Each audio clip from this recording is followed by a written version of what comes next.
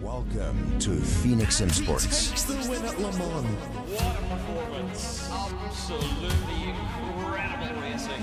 The wait for season 16 is over. And with that, new challenges arrive. Word around the paddock is former champion is looking to lead Alpine. It's another race win here for Ballicator. Ryan Ward is making a heroic comeback after having a very difficult start. Season 16 is here. 10 rounds, multiple circuits. It's the ultimate test of skill and endurance. From the first green flag to the final checker, only one can rise above. Speed, strategy, precision. The smallest mistake caused it. Only the fearless will rise above. This is Phoenix Sim Sports. Season 16 begins now.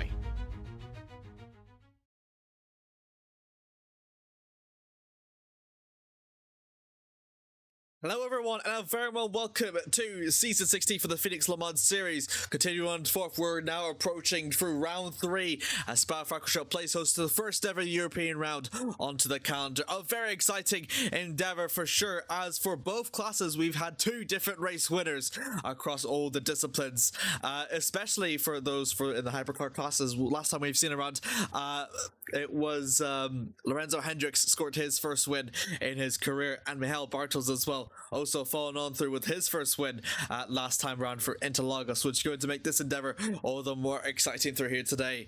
Anyways, welcome everyone through to the stream. I'm Amir Oates, and joining alongside me is Mr. Juho Salpanen, and another commentator as well. Hello Juho, how are you? Bonjour, good morning, good evening, good night, wherever you are.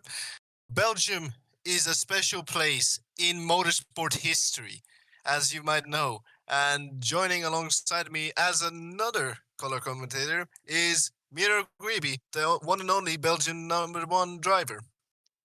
Hello, everyone. Yeah, I'm honored to be here in the commentary box. It's a pleasure to commentate here, and I see it's my home race, so it makes it very, very special for myself and for everyone out here. So thank you for having me.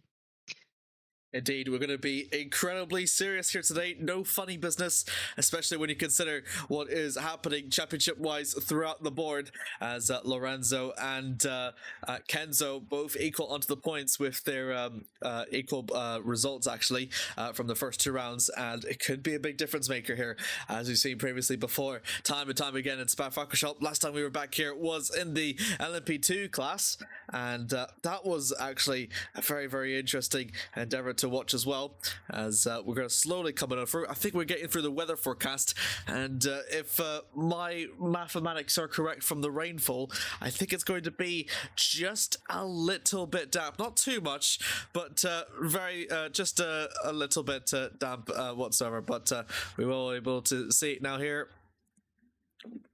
Yeah, it's incredibly damp. Actually, I was joking. I was joking. I was joking. You said no funny business. The funny business is already here, as we see a Lamborghini going off on the track at Las Dos. Yep. Still practice actually to go ahead through there. During this, we will have a look over through the session tower. Just about a few minutes left to go through during qualifying, practice until we have qualifying going again. Kenzo and Lorenzo, wow, that rhymed, both leading through the top two into the hypercar class. Pretty clear, but also Kevin Rivera seems to do very well upon himself, and looks to be 17 seconds ahead of Gambush, 8/10 off for behind. Indeed, as currently, the 85 Lamborghini. I don't think that's Gambush spinning off. But I do want to ask Miro, what is your experiences on your home track, Spa-Francorchamps? Yeah, obviously Spa is a very narrow track. I've been driving on this track for thousands of times here on the sim, of course. I've been there twice in real life. Yeah, what I think about this track and with my experience, it's not an easy track to drive on. And what you can see there in our Rouge example, it's very, very narrow and very dangerous, because in the last part of a Rouge, it's very blindy. So yeah, you really need to be careful.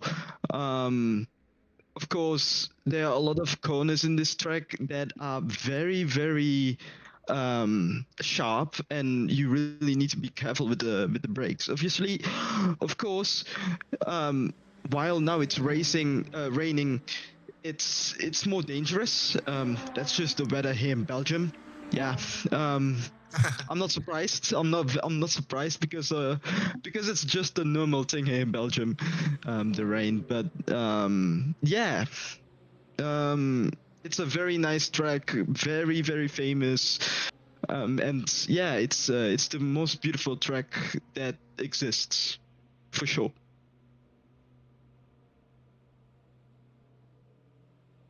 Amazing. I'm honestly astounded for words. But absolutely, we haven't seen some things about the refresh rate issue, so we will have a look on through that as time will go on. I think it's just because the graphics being a bit more intensive, but I will have a look for that, so don't worry about that. That is one of the drivers actually of Sebastian Waters. Cheeky. Oh, Waters. It showed for a moment. Oh my god, I was blind. It's fine. Off onto the gravel, but we'll keep on through on, so he'll at least have another way to go for again. The GT3 is definitely going to be playing a big part here through today. Meh. But yeah, good practice session we're seeing here. The timings are over, so very shortly we're going to transition in about a couple minutes over to our first qualifying session, and then as we've said before, we will have a look over through to the streaming issue for a minute. Someone actually has had rooting for Sebastian and Lorenzo, which is quite interesting, especially when you consider Waters is fourth and Lorenzo is second. Almost about a 5/10 difference between each other as Waters spins in water. That was classic. I know. Thank you so much. I got comments. It's called, says go Amir exclamation point exclamation point exclamation point exclamation point. Wow, I think that's a very weird use of the exclamation points, but exclamate away, I suppose. Qualifying to begin underway, and as per usual, it's going to be. We'll wait for a minute. The GT3s are the first ones to head out. Oh boy. Oh boy, indeed. As well.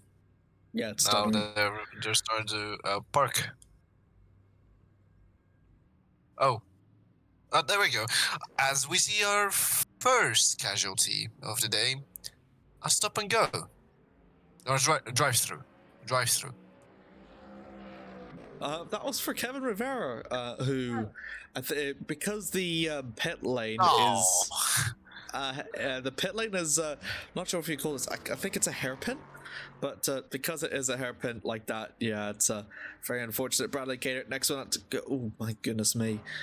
Okay, yeah, I can see what, they're Octane teammates, so gotta rep the team. Yeah, fair enough. Sorry, what? A live stop motion race going on now in this stream.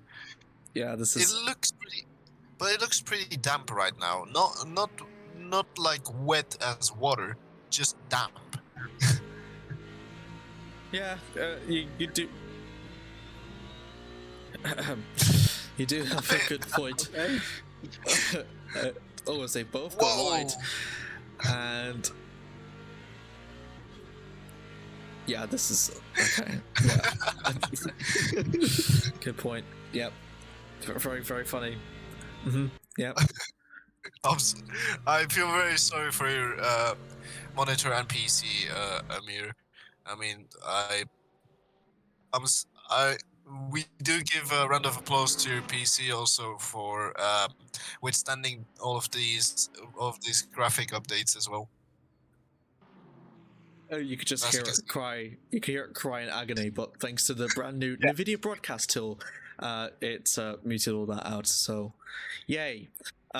Spellman on for his outlap. Bradley Cater on for his outlap, but he's going to be one of the first ones to set representative lap time as Gambush exits out through to the pits.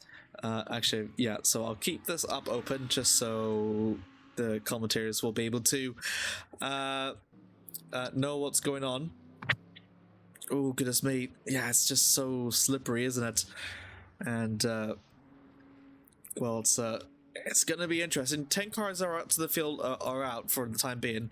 So we're missing for Lotto, Pugdil, Spakushkas that has been often very strong throughout the first two races. Not going to be here. Same with Booth and Kappa. So good chance for people to score some very valuable points here. As we're just waiting, I think Bradley Cater will start through his flying lap very soon. Do any of you want to commentate through his rundown? For sure. Miro, do you want to commentate the first part of the lap?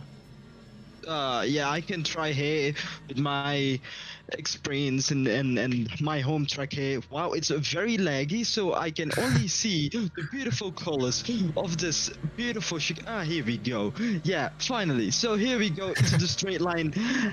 We are here on the foil in I don't know what the flip this name of this corner is. My apology, Belgians. Oh, and he goes. Yeah, he's aborting the lap here. Yeah, wow. That's already a great lap to start. Yeah. Last source. Last source. Yeah, last source. Yeah. I'll give you a track map. Don't worry. But yeah. As I said, this track is not easy. As when it's dry, yeah, then it's quite easier. But here in the rain, yeah, you really need to be careful with the throttle and brakes, or else your car is gonna slip like what just happened. So here we are here. Oh my God, that is so laggy! Wow. I mean, Harry Hammond. Okay, fixed it. Yeah, he's doing great. And yeah, like I Going said, you through- really need to be gentle. You really need to be gentle here, or else. Yeah, you're gonna be in danger. Here, yes, just playing with the throttle there, and just making the corner right. Oh, that was a slide there, I think, but Latency. he's all right. going through now. Cove, Paul Frere right now. Now going through Blanchimont, which you have to take a bit wide, and he has to lift and downshift and possibly brake there. Now going through the bus of chicane now, or AKA just the chicane, and what can Harry Heyman do? Coming through the main start-finish straight, and now coming across the line. What can he do? What can be the benchmark? This is the benchmark 231.3 on wet condition tracks. As Emmerich Wumstand will come across the line, does just shy, a bit shy, 6/10 off of Harry Heyman. Here is Brian Garcia going for his lap, going through Blanchimont. Ooh, that's a nice apex from him. Now What apex? You going didn't see the through apex. the I did say the apex. Yeah. Just bust of chicane didn't as he make that goes one. wide. Oh my goodness, nearly slides and spins.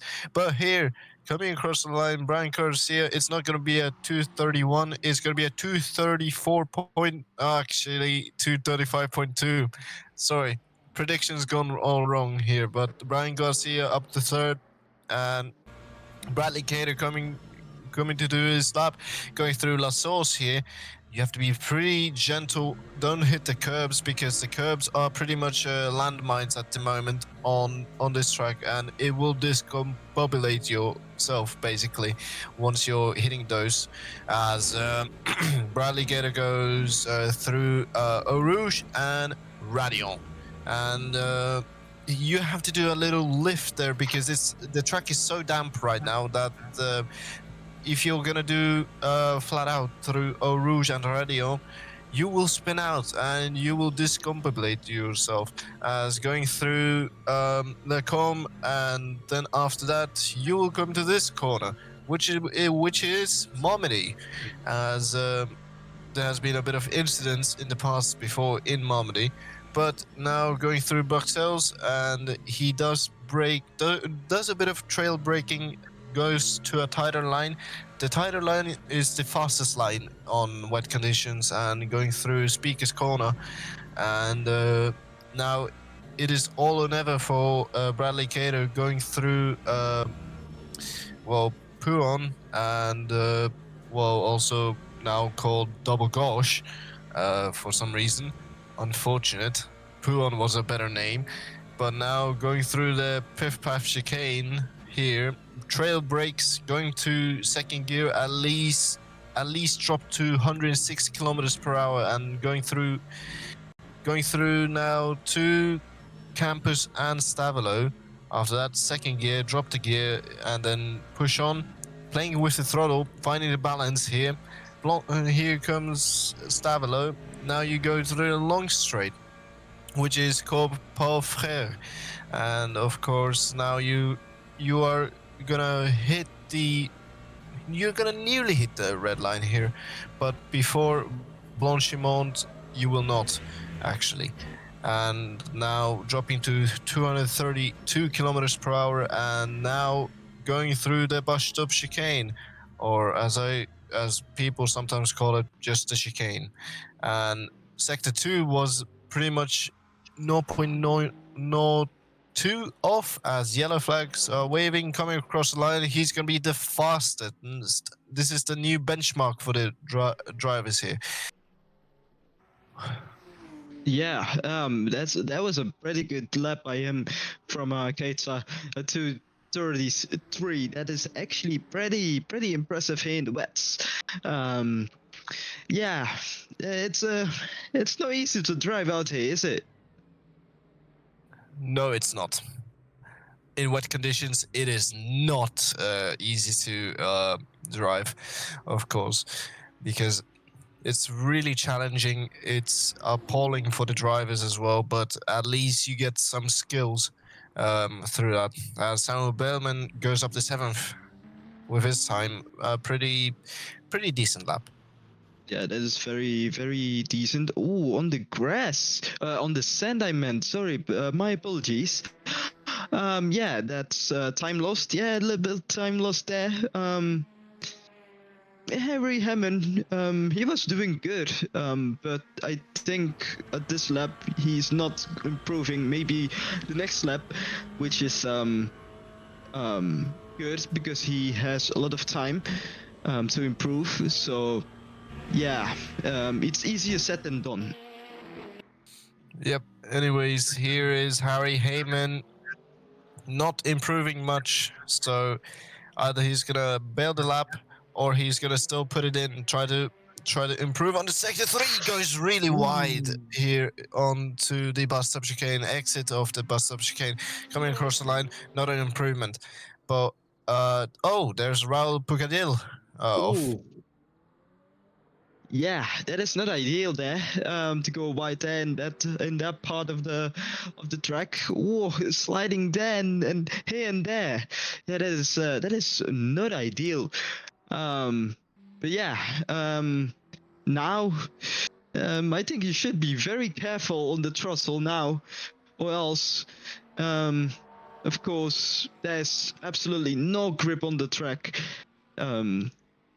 Yeah, you need to see how to take the line, because in the rain you need to take the wider line, which is pretty hard to take. And so yeah, the Lamborghini looks very hard to drive too because of the engine all the way back, which makes it easier to spin. But he's doing absolutely great at 2:30.3 with the Lamborghini. That is very impressive. No, it's the target time, Miro. Yeah, sorry. My apologies. It's been way too long. Yeah. Oh, yellow flag. It's We'll never know.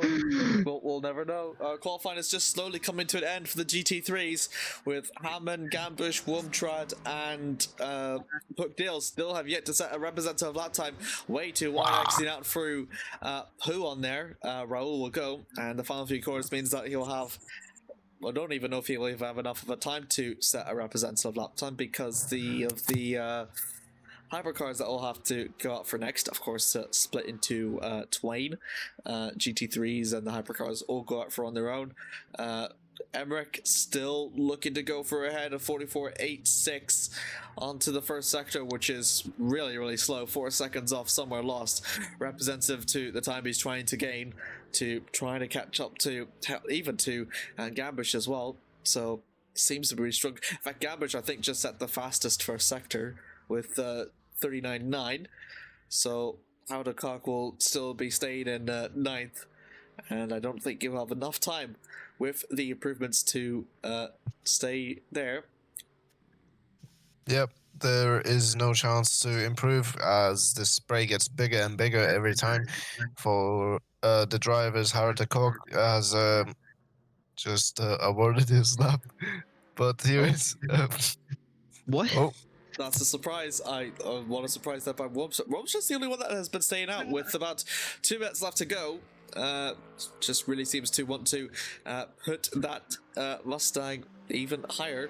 The question is, we're going to see the hypercars come up very soon, very momentarily, but yellows all around means that it won't actually be improvement all around. So I think we could just happily ignore them and get right down to the nitty gritty, which is going to be the hypercars coming very soon, as they're going to start revving up their other engines. They've got about 90 seconds left to go until they set theirs, and Wormstrad will please go into the pits. Yes, they will. So that means 4 for the Mustang, Gambush third, Harry Hamlin is second, but it is actually Bradley Cater that takes pole position here. The champion, well, reigning champion, takes pole. Very good. Very straight into the details. Very nitty gritty analysis right there. You host up on it. Great one. Thank you. Thank you. As we see a lot of the hypercars bunching up. Oh, wow, someone's sideways. Is this Yame? Like in the grid box in the finals. What is this camera angle? What's this?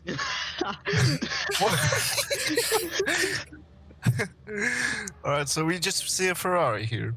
As there's We're a just waiting for the Marshall time. bubbling his head. He's just waiting. He's just looking at the watch. He's waiting for the time Oh, to the tick down. Porsche livery. Wow, the Porsche livery. It's from the 919 tribute.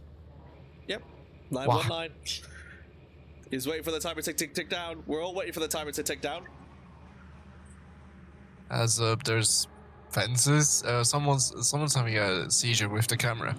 Yeah, The timer I ticks do down, think so and that's too. all the cars gone out, and they're going to begin over for the hypercar qualifying here today.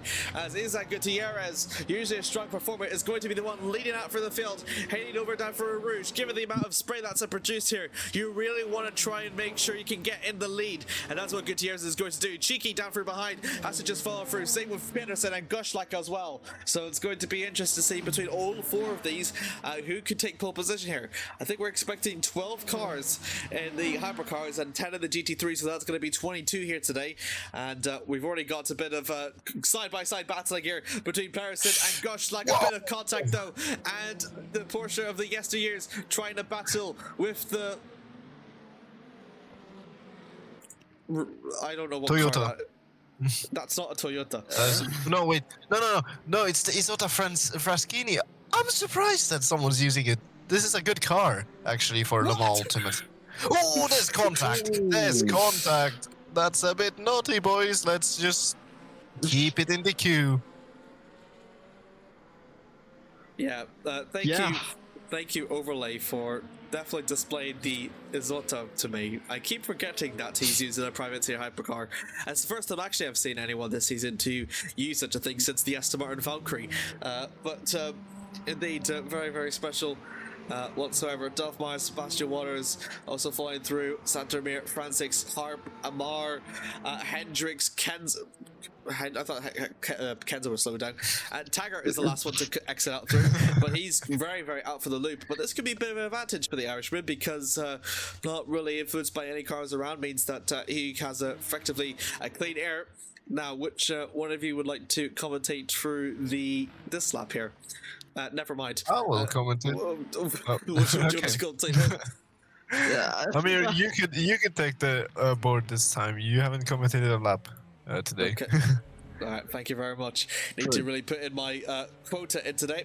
Randy board now with David Cheeky. Now it's going to be approaching over through to a flying lap here at Spa-Francorchamps.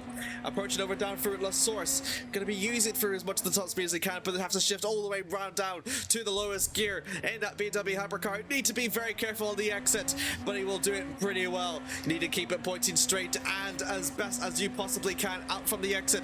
And one of the most 2 dangerous corners up coming next. Going over for Tour Rouge, swings around coming over to Rallion. It is usually flat here with enough downforce, but it's not going to be enough because of the wet. And you can see that it has really impacted Cheeky as he goes off track.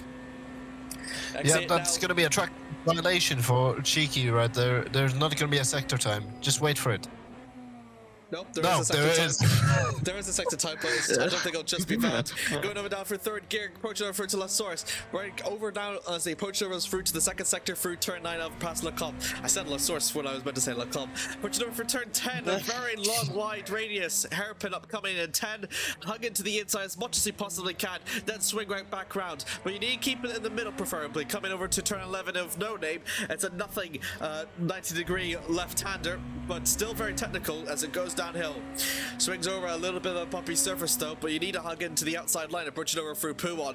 Then swing right back into the inside, then back onto the outside, and then right back inside once again. Exactly what we've seen from Cheeky and how he's doing that right now. Through the pit fast chicane, as Yuho famously calls it, in campus of 13 and 14. It's a 90-degree left-hander followed by another 90-degree right-hander. Wow, this track designer certainly knows what he was doing to implement difficulties here. Through 15, it's also another sort of 90-degree right-hander this time round, and that's going to extend on through to almost a near hairpin, something very similar, but with a longer radius means that you can really push out through with the acceleration as you can. Out for 16 for Coeur Parfait. Straight out flat now and completely flat right down to the line. Through to 17 now for Blanchemont. Absolutely no apex. They really need to rely on your instincts here. Almost a bit of a lift off for 18 though, however, compared to 17. And swings right back round through the 1920 of the bust up chicane. Infamous for a very famous overtaking opportunity here. And probably one of the best we can see here from the drivers. Out from the exit now for Cheeky over through the final corner of 20. A very thin curb. It means that you can't exploit the curbs as much as you want. But we're going to see a representative lap time in Cheeky's perspective, and it will be 2:17.672. Yep. As that's a pretty good lap, I must say.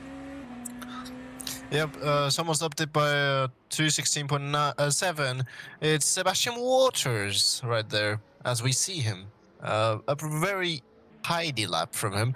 As here is Daniel Gottschalk with that beautiful Porsche livery. Of course, I gotta give a bit of emotion on that. But here we go. And Kenzo's never mind, we switched. Kenzo's upped it by 4/10 from Sebastian Waters. As I can say, Kenzo is really back. As here's Isan Gutierrez, and now there's Emil Arp as well, trying to do his lap, going through the straight B4. Oh. I'm not sure who that was. I think Sebastian Waters into the pits with 4 minutes left to go. I'm trying to figure out a driver to keep an eye on, but there's just way too many drivers. We'll see if Saturday approaches over to the first sector. He's down at 36.8 and 2 seconds off from the next car ahead of Dal Peterson. But Kenzo, who set the fastest lap as it stands, really good performance. This year seems to be his year for the Frenchman, as he's looking to continue that French dominance into the independent country of Belgium. For sure, and Kenzo has won a championship here in Le Mans Ultimate, so it's really good to see him back in his old form as well. But it could be a new form as well, as he might be doing pretty good. As Sector 1, he did the fastest of them all, going through now to Puon. And tidy line, tidy apex here. You can't take the outside curb because you will spin. It's a river on that curb, literally a river. And going through the Piff Paff chicane, yes, that's my favorite corner name. But here we go, taking the apex there. Don't go to the outside curb. Actually, you decide to do that. And going through Stavelo, actually first campus, and then we go to Stavelo. 8 milliseconds off of his fastest, but here we go. Kenzo Crucial Blin is on it right here, ladies and gentlemen, who are watching back at home, as Ivar Franisek currently on his lap, going through Sector 3, now going through the bus stop chicane here. As does he keep a tidy line? We'll never know. As Kenzo coming through the bus stop chicane, as there's been a wow. That was a huge contact we've seen, but I touched up ahead for Frantic though, as he will go for across the line. He will get himself up into P9. Kenzo, does he improve? Can't be able to tell for sure, because I think he escaped over into the pits. Another yellow flag briefly, but that's just entry for the pits. 2 minutes and 24 left to go here, as Kenzo hoping to continue on fourth, and Lorenzo's exiting out to do again. The thing is though, is that I don't think they'll have enough time, would they? Lorenzo has to do an outlap of a lifetime, like Mission Impossible. It's the same with Kenzo, because he will have a 3-second gap between the timing as well. As Amari Amar, I don't know if he's Belgian, because that's a bit that sounds Belgique to me, basically. Meh. It might. No, I'm not sure, but what I see so far, it's it's pretty intense, and that's what we love to see. Yes, he's so Belgian. Yep, yeah, he's Belgium. All right. Hey, welcome, my brother. Well, the Belgian driver currently on his lap going through this Camel Straight and then going through to Lacombe. 4 tenths off of the fastest one, but does the personal best first sector. Now going through Malmedy here, he has to be very careful onto Malmedy because now it's starting to drizzle more, and it's not coming down a showerful; it's coming an oceanful basically. As here we go, going through Bruxelles and going through the speakers corner here. Very tiny line and pretty much taking the outside curb. I think the hypercars are actually having good grip with the outside curbs, but Puron is the one that's challenging for the drivers. Just not taking the outside curb because it's not gonna end well. But here you can take it. But now going through the Piff Path chicane, the famous lines of mine. Here we go. Going through the left-hander right here and does not slide and keeps it tidy, pretty tidy here. Going through campus now. Outside curb is allowed there with the physics of this game. Does a bit of a twitch there, but I don't think that's gonna affect this lap too much. To be fair, he's on the limit. He could be on for top 8 here, Amari Amar, as they're going through Blanchimont, and now going through the straight before the chicane, right here, as now avoiding the curbs is the best option here. Well, you ate the curb there, but here he comes across the line. Amari Amar, what's he gonna do right here? Is it gonna be 9th? Yes, it is gonna be 9th. Sebastian Ward's except for the final corner. He's looking to try and see if he can improve more. As he goes through across the line. I don't know, won't be quite the improvement that he was hoping for. But Gushlak, I think. Oh, goodness me, a bit too much on the gravel. Oh! And that's been all the end of his chance to catch up to Kenzo. I think he knows this and holds it up down in concede. Kenzo manages to beat through the pit strategy. Did Lorenzo do? No, he did not. So he will have to be staying over 4th and Waters in 3rd. But Kenzo has got a chance to really cement it down onto the table. 35.211. His first sector being that has been the fastest that we've seen anyone. As I see Squid. Squid. Squid, I guess. Yeah, cool. Into the pits. That would be Isan Gutierrez. David Cheeky out for the final corner. Onto his Beamer, and a good green one for the first one, but very costly for 1.5. But can he rescue it through onto the final one? No, he cannot. Kenneth Dal Pearson all across the line in the privateer hypercar, and that's also sticking in some. He stays in 7th. Dolph Myers also stays in 8th. Evo Frantic got over for the final corner. I was going to say After Effects because it's an AE on it. But Frantic's for the BMW onto the orange one. Is he going to improve? He does improve. No, he's not. He does improve his time, but he will stay on that position. But Kenzo does improve, and he will be 4 tenths away. And what an incredible qualifying session that was. Kenzo Crucial been on pole position for the Spa-Francorchamps race in the Le Mans Ultimate series here, with a really great lap, just cementing it by 4 tenths from Gottschalk. But reminder, never say never here in Spa-Francorchamps. Indeed.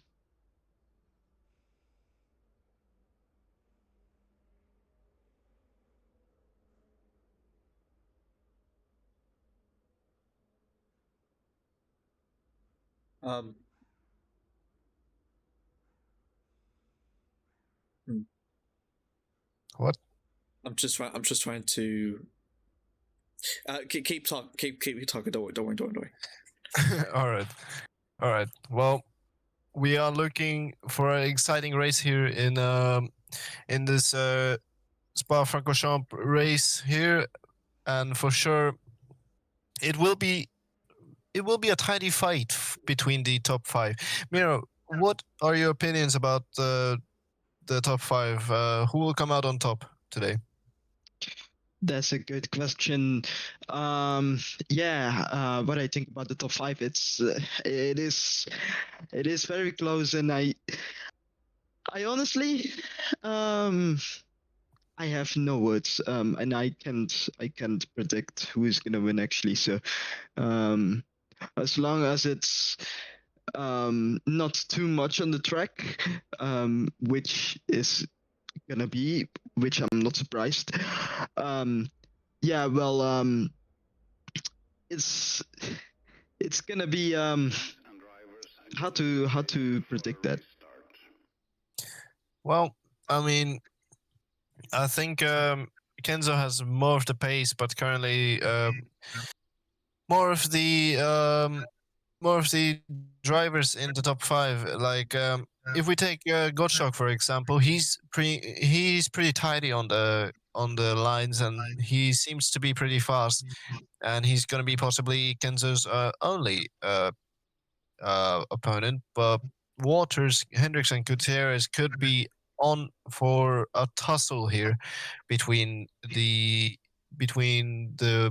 podium and the win possibly as well. But never say never in Spa-Francorchamps. It's raining. It's really wet out there.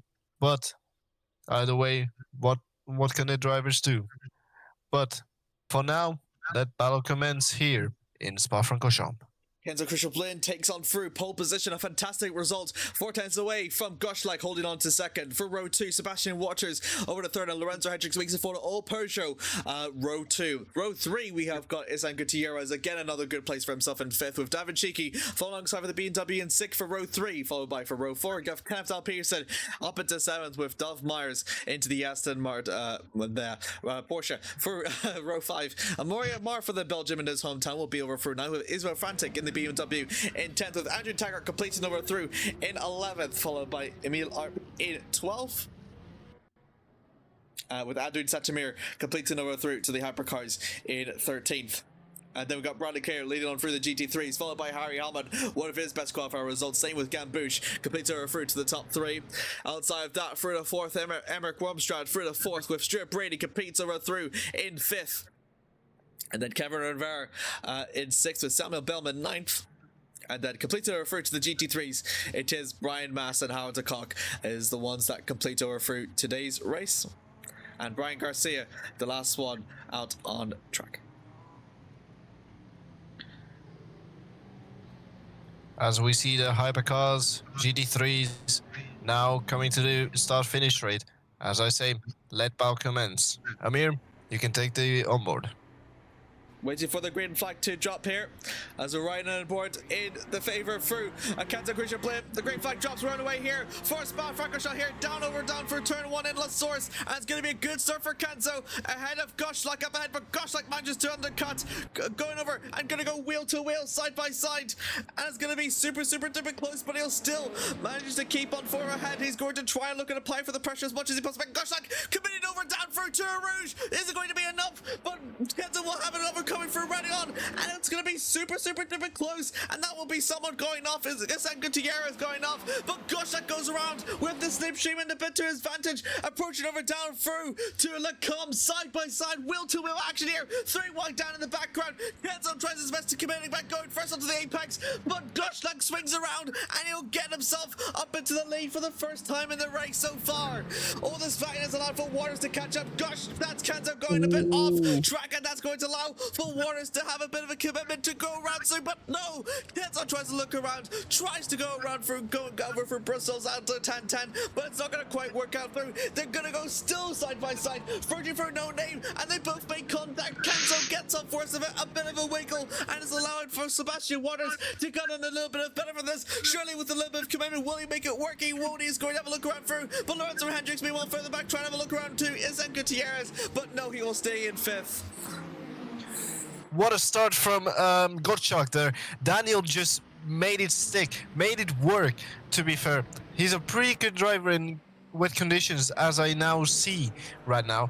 But Kenzo has a lot of chances to catch up to catch up to Daniel Korczak, but further down the back, down the back of the grid also, there's been some moments in Eau Rouge and Radion as that's a bit of a moment for both Korczak and Khrushchev, but they managed to still keep it tidy. But here we go, going through Blanchimont here. Khrushchev Blin tries to catch, but Korczak goes a bit wider than expected here as Khrushchev Blin applies the brakes, and of course there's waters really close. But look at this, Khrushchev Blin is pretty close. They both slide. It's way wetter than we expected it to be, as everything's gonna be you know, really mixed up here right now.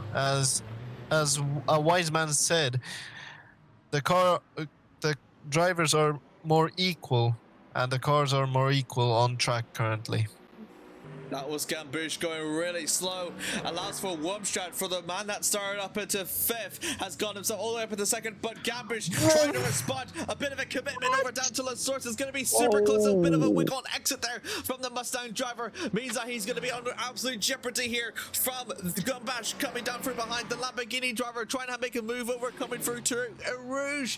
Is he going to do it? He's not quite close enough, and it's going to falter it back down for the time being. Bring it right on, they'll go. Oh, no! They both make contact, and that is hit into the wall, and we've just seen a Rouge clean. Oh, no. Oh my goodness me. Oh my goodness! What is going on? Oh my. That's one of the Porsches off as well. Yeah, that's I think... Mass. That's Brian Mass. That's Brian Mass. That is super duper cramping here. He might... Raul has got a stop and go penalty. We haven't went through that. Must be for track limit violations. It seems like it was a drive-through instead of a stop and go. My apologies for mixing it up also on qualifying, but yeah, that's unfortunate for Raul, but of course you have to be very careful. I think it's wait, who was it again? One of the Porsches, as Harald de Kock trying to make a move. Oh, he's off pretty wide there, but there we go. He still keeps it on track, surprisingly. Yeah, he does. One of the Ferraris there. He still does, but gives me a bit of a tangle, and he's going to go wide. Gambush goes too wide. Is Harold de Kock going to make his way through up into 7th place? Can he get it in? And it's going to be going side by side, approaching over through turn 13 and 14. Gambush has the inside line, but Harold will have the inside line for the corner upcoming. He's trying to put it in, and that's so close there that these two drivers are going to give. But Gambush manages to hold on to P7 for the time being. Yellow flag somewhere. Who could that be? That's one of the is that Harry Heyman off? Yeah, Harry Heyman is off. That's Harry Heyman off to the dirt there, right there. Just don't rejoin on the track yet. There's a car alongside you, but what an absolute travesty of a start there on for the GT3s as well, because there's been that big one as well, and now Harry Heyman is down to 10th after being of 5, to be fair, as Kevin Rivera up to 2nd here, and currently he's just comfortable. But Bradley Cater, 7 seconds away. Oh, Isa Gutierrez hits Hendricks there. Oh, he's going to try to respond. He's going to try to respond, approaching over down through Brussels now, but not quite close enough. Sorry for breaking you in there, Ramiro. No, it's okay. That's just, he goes very wide there, and then he makes the move there, which is he's saying, yeah, thank you very much to open the door for me so that I can pull away. That is absolutely amazing. So now he's right behind his tail, and that makes him more nervous. Oh my goodness me! He's going very wide, but that makes it again so much harder for himself. So that someone, I can't even talk anymore. Hendricks.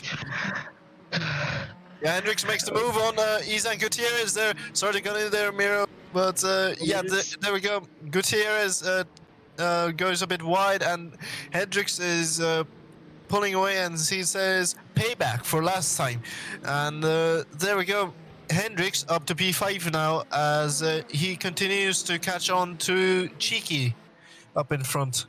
As what a hectic start it has been in, and down for the back, one of these autos is fighting with someone there. If I'm right or wrong, it's well, it's Dahl Peterson fighting with one of the LMHs. As look at this, it's gonna become a near car park here into the bus stop chicane for these drivers. As yeah, it's one of the Peugeots that Oh, Kenneth Dahl Peterson is fighting. Look at this. Gutierrez trying to look for the inside line to make the move done. He doesn't get the exit that he needs, but they're going to be still side by side through the main straight before Eau Rouge and Radion. They're touching, and they're... Oh my goodness me, Hendrix nearly took off Gutierrez. Gutierrez goes wide. He cuts the corner. That might be a drive-through penalty, but Hendrix lets Gutierrez by as a mark of respect, I think. Yeah, that was something over there. I got flashbanged by the rain head there, but yeah, I can see, so that's good. Yeah, but what I see here, it's a battle, all the time here, here and there, and sometimes they are going wide and some are just going into the outside. Yeah, it's very interesting to see everyone's race line. Oh, and he goes on the grass, which is not ideal there. Yeah, There's a yellow flag somewhere around the track, but I'm sorry to cut in there again, Miro. It might be, whoa. Rahul is doing his stop and go. Yeah, okay, it was a stop and go. My apologies. Yeah, of course. That does make sense. Yeah. Well, yeah, here with the GT3s and the hypercars here, which is really nice to see. They are trying to get the slipstream here, which is not easy. Because of the splashes that he's getting in front, it's very blindy, and yeah, that's very hard to see how to make the moves of course. Oh, he goes a bit wibbly there, too early on the throttle, I think. But yeah, it's it's okay. Oh my god. A bit of my writing there, right, from David Schicki. He's writing a letter to Izan Gutierrez to do not pass me there. But here we go. Izan Gutierrez ignores the letter and just decides to say, F it. I'm gonna push as fast as I can right now and overtake David Schicki. Here we go, going through Eau Rouge and Radion as Gutierrez again cuts the corner. I reckon this is gonna be soon. There's gonna be a penalty for Gutierrez at some point because if you're gonna go way off the track, you're gonna cut the chicane. You're not gonna gain much of it. I mean, you gain an advantage, but you're gonna gain a penalty instead as well. Right there, as well. Here comes Izan Gutierrez on David Schicki. Doesn't make the move, just stays behind, trying to find the gap. Look at that. Schicki goes a bit wide, does not take the tighter line, decides to shut the door on Izan Gutierrez, as there was a yellow flag also somewhere around the track. But Izan Gutierrez currently still in P5, trying to catch up to David Schicki. Schicki just holds on here. He just holds on. He's just ice cold here. Okay, commentator's cursed. He is not ice cold, just slides a bit too much there, but he manages to keep it on track, keep his fourth place. Pretty much drivers in trouble here, as our first retirement is Emil Arper. That wasn't what happened beforehand. Yeah, there were a lot of things happening, especially while it's so blind here in the rain. which makes sense because that's just Spa-Francorchamps here. Oh, yellow flag somewhere, but I don't know where. Oh, and he goes very wide. Oh, and someone is Rahul, pitting here. again. Yeah. Oh, Yeah, my apologies. It was lagging a lot here. Oh, yeah, it's very laggy. But yeah, here's a three-way Whoa. fight. Oh, yeah. Again, be very careful on the throttle there, or else, yeah, the car doesn't like you. You need to handle the throttle because. Yeah, these cars are not easy to drive, especially in the rain. But yeah, Yeho, what do you think? Well, what's gonna happen now? Now it's just all or never for Isan Gutierrez here and Oh, no. Lorenzo Hendrick. Oh my goodness me. Isan, if you're gonna drive normally. Sorry, I had to say it, but don't cut the corners. It's not gonna help much. You're gonna gain an advantage, but you're gonna gain a penalty instead as well. But also losing time as well, which doesn't make any sense. Actually, you gain but also lose. That is very, very weird. That's how that system works. But yeah, hey, we are here in a fight for P2 with Actually, Kenzo. P1. Oh yeah, that's my apologies, for P1, which is very close with the Porsche livery. It's amazing. Yeah, well, Iho, what do you think of this so far? It's looking pretty good with Kenzo, but I hope Amir is still okay because we haven't heard you for a long time. I hope you're not having a heart attack as Kenzo's trying to look look ahead actually to Yeah, Daniel yeah. Kotchak. Daniel is the one looking behind, but stays ice cold here as well. It's gonna be a pretty tight fight with these two, as Gottschalk tries to pull away from Khrushchev. Actually, does pull away because the straight line speed of that Porsche is absolutely amazing. As wow, that's that was a wide moment for Gottschalk, but Gottschalk defends. But Kenzo, can he make it round the outside? No, he doesn't. But he does get a great exit out of the corner there. Kenzo Khrushchev Bleed will try to catch the leader here with everything possible as we see a fight behind for position. I think that's Cheeky, Gutierrez, Hendricks doing a three-way fight here. Yeah, what I see, oh my god, Whoa! contact in They're turn nearly one. three wide. Nearly Yeah, three wide. exactly. Nearly three wide, and now they are side by side coming to a rouge here. I don't think that's a good idea. Oh, Whoa! and this goes into a rouge, and then they go Again! wide. Oh my god, that's track limits, guys. That is not the racing line, like we said, but still. Oh my contact. goodness! Whoa, contact. That is not a good thing to do. Oh, and he's gonna defend. He's trying to make the move, and yes, he does around the outside. Oh, and he goes wide. That is not good. I'm starting to lose my voice here. But yeah, well, Calm down. I mean, it was a move, but not a move. You know, yeah. I think that was no, that was not an overtake in my opinion. But hey, I hope everyone on the stream is enjoying the race so far, and so are we. We are also enjoying, are we? Yep. Apologies for the viewers for a moment where I screamed. I apologize for your speakers and your headphones.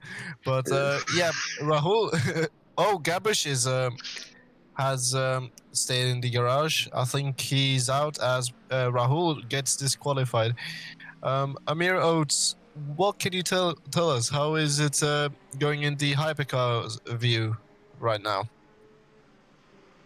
I mean, Taggart and Evo are battling for P11, so that's pretty interesting if you ask me, as the Irishman doing ever so closely to hold on through to his prized well, he's treating 11th as he is treating 5th place at the time, so very valuable indeed. On the exit though, through the second sector, approaching down for the third, it's going to be very hard to keep Evo down from behind, who's actually struggled quite a bit, I believe, because the driver was previously ahead of Andrew before, as they'll both go wide, but Evo more, but I think with just the more speed off the slipstream, he will hold on through to P11.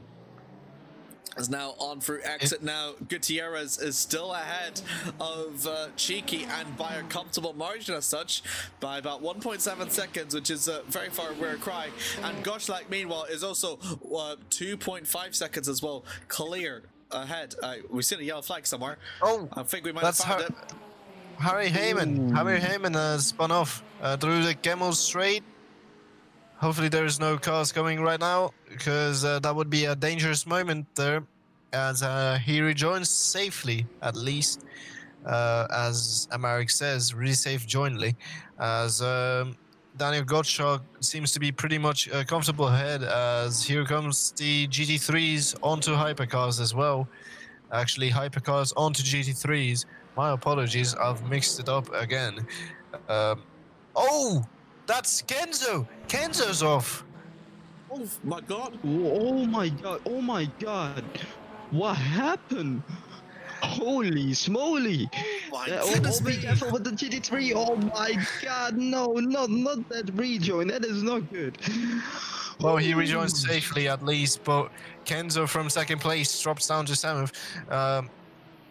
He spun out at the speaker's corner. Unfortunately, or Amir calls it no name, but Kenzo Kroshamblin has to make a heroic comeback here if he wants to keep on to the lead, to the fight for the win here, as it's not going his way right now. First mistake on Gottschalk, and Gottschalk was 3 seconds ahead. Now it has gone really bad for him, for Kenzo Kroshamblin. And of course, Kenzo needs to do everything possible, as he wants to fight for the championship. As he said in Bahrain, he wants to still fight for the championship. He's motivated at the moment. As look at that, Dav Myers is the one getting pressured by Kenzo. Kenzo's furious, flashing the lights furiously to tell the traffic go away, and Sebastian Waters now up to second place here. Daniel Gottschalk still 6.6 seconds ahead of Sebastian Waters. I might have almost said Daniel Waters by accident. My apologies, I mixed it up. But yeah, there we go. Kenzo Kroshamblin now trying to put the pressure on Dav Myers. Myers has to look behind. It's a spooky Kenzo right here. I'll never say that again. I'm sorry. But yeah, Kenzo is now on the charge, going up to the field. Yeah, I'm very speechless at the moment. A lot of things are happening at the same time, which is pretty normal. I'm very shocked what happened with that crash with the hypercars. Any idea what happened there? Might have been a mistake going through gravel, or hitting the outside curb. Oh my goodness me, that's a bit of a slide. And yeah, Kenzo just lost the grip, lost all grip on the right front and right rear tire, and the rear left and the front left, well, they gripped a lot and it made him spin.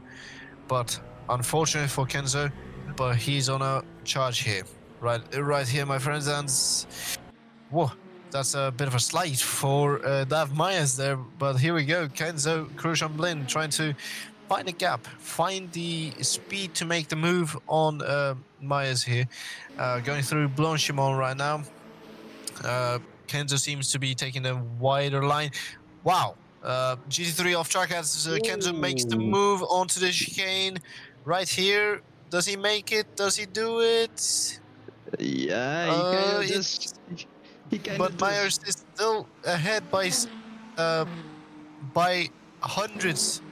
Now it's going through turn 1, 2, last source here.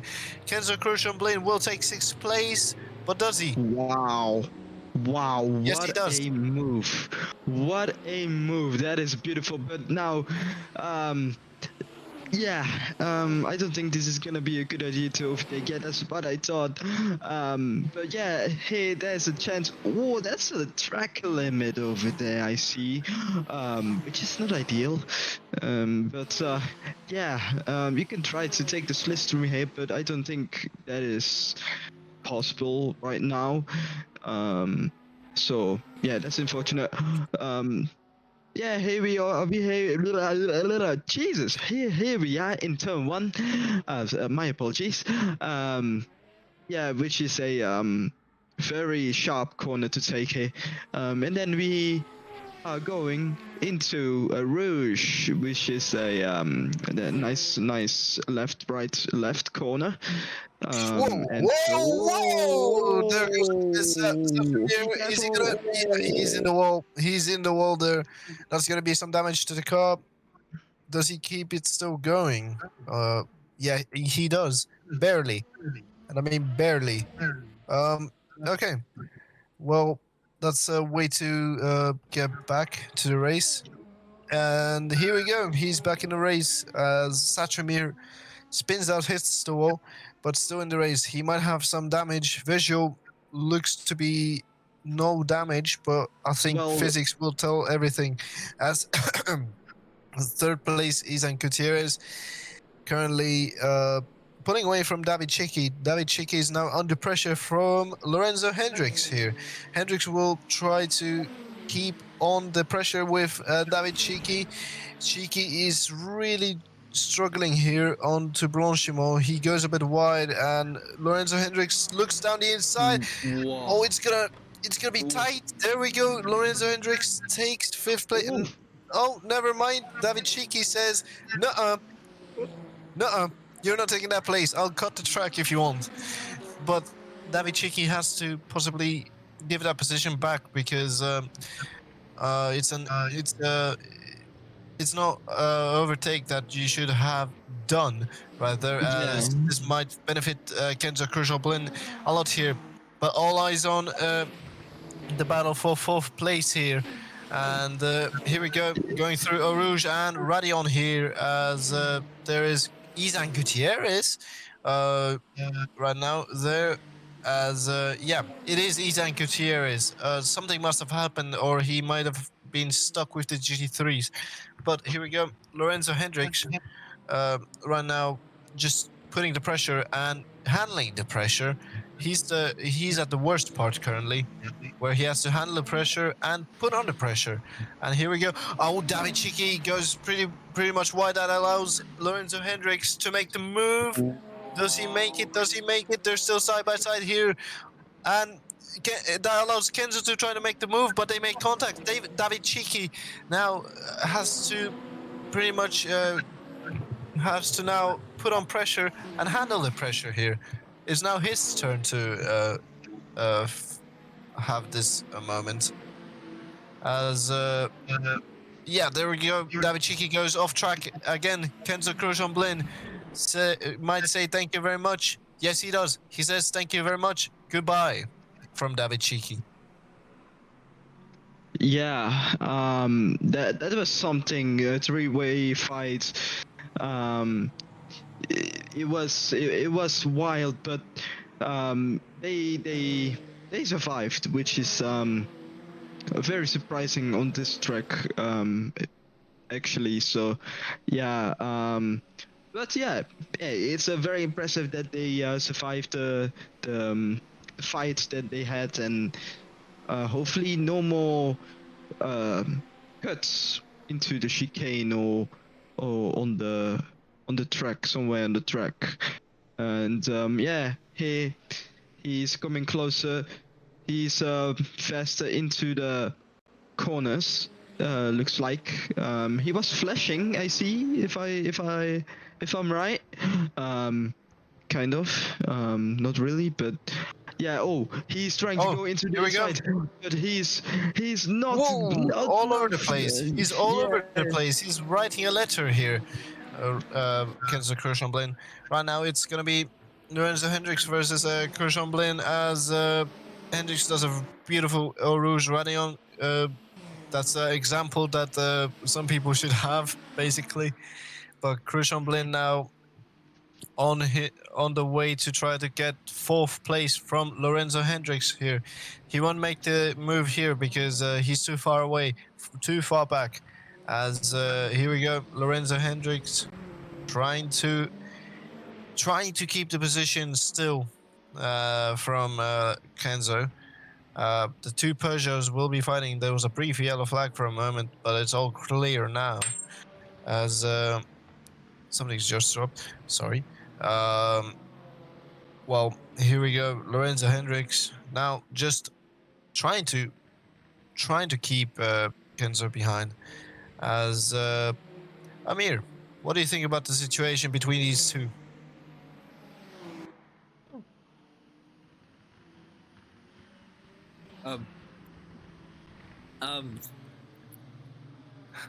Interesting. Thank you for the more, statement. You know what more interesting is? Nobody has pitted yet. It's come up to the halfway point. Usually we see people make their pit stops, but according to my trusty data on the left-hand side, no one yet has ever made. No one has ever made pit stops yet. It's pretty. It just seems pretty much calm in the pit area. Basically, just nobody hasn't made pit stops in the hypercar class. Has there been any pit stops in the GT3 class even? Oh, Yes, oh, one. But, never mind. Oh, and there's Look at this, look at this. There's gonna be a big side-by-side battle between Kenzo and Hendricks. Oh, they touch again, and they touch again. As now Hendricks is trying to get the move back to fourth place. Kenzo says no. As Hendricks says, say that again. And they're gonna be tussling. They're gonna tussle words here as there's a bit of contact. Oh my goodness, it's gonna be impossible. Oh my goodness me, how did they manage to not make contact into Eau Rouge and Radio? I don't know. But Hendricks has to lift off and now is a full second behind Kenzo Kershaw-Blin here. As Kenzo is up to fourth place, now challenging for the podium positions. As I say, Kenzo is making a heroic comeback here. For positions here. The Frenchman is flying at the moment. Yeah, I'm not surprised. The French side of Belgium, they are flipping fast. So yeah, of course he's flying. But yeah, that side by side moment, especially in Eau Rouge for a bit, that was pretty scary, wasn't it?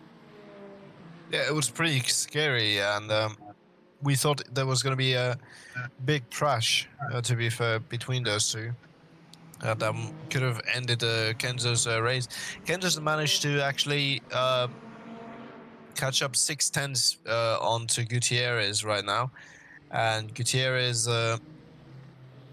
managing to still keep third place, still keeping it on track at least, as everything seems to be fine. As Kenzo goes wide-handed, that progress has to be redone again with the gap.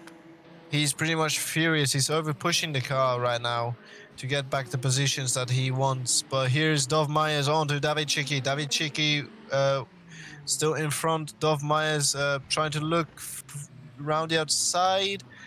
Here we go. It's not going to really work, but can he make it work? No, he cannot, because David Chicki closes the door and says nobody's here, basically.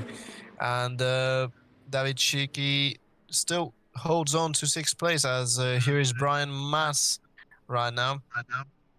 That crash has pretty much damaged him, basically.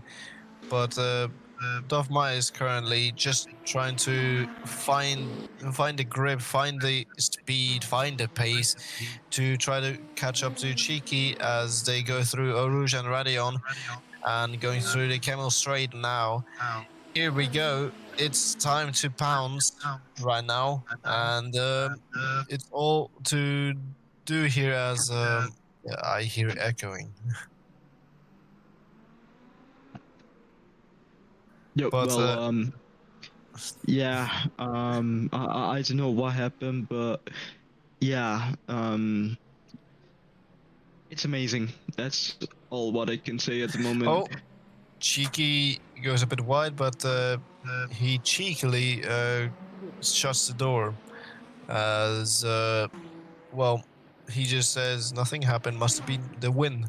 Dove Meyer's trying to still catch up and trying to make positions here as Cheeky does go a bit wide, as I can say. But here we go. David Cheeky trying to go through and still keep the position that he has because Dove Myers is knocking on his door uh, again and again and again. Here as Myers currently pretty much here to content here for sixth place right now as we go through the straight before Blanchimont. And here we go. Dov Myers trying to make the move on David Cheeky. David Cheeky tries to defend. Dov Myers gives him a bit of a nudge. They both go off the track. Currently, David Cheeky holds the position. But what can Dov Myers do? Side by side to the bust up chicane. What can both of them try to do? Dov Myers takes the place. But David Cheeky says, no, you won't. And they both touch. They both touch. Here we go. They're gonna nudge each other into La Sauce right now. It's still David Cheeky in front, but can Dov Myers take an exit of a lifetime? No, he cannot. They're still side by side, going through the straight before Eau Rouge and Radion. But actually, now it's Cheeky still ahead, and Myers has to go off track. He cuts the chicane. The corner, actually. I don't think that's a chicane. It would be a long chicane, but I don't think those exist. But as we see, Waters currently just comfortable ahead in second place. As could we have a battle? Okay, here we go. Dov Myers. We're back in the battle of Dov Myers and David Cheeky here. As David Cheeky just tries to hold on to the position. But here's one of the G3s. It's one of the Ferraris right there. And yeah, that's going to hold up David Cheeky a lot. That might hold up also Dov Myers' progress as well. As I'm losing my voice here at the same time. But it's going to be pretty much a hustling race as... can we have a camera on Kenzo Cruz-Chamblin here? He's seems pretty much close to Isan Gutierrez. Thank you, camera director, because look at this.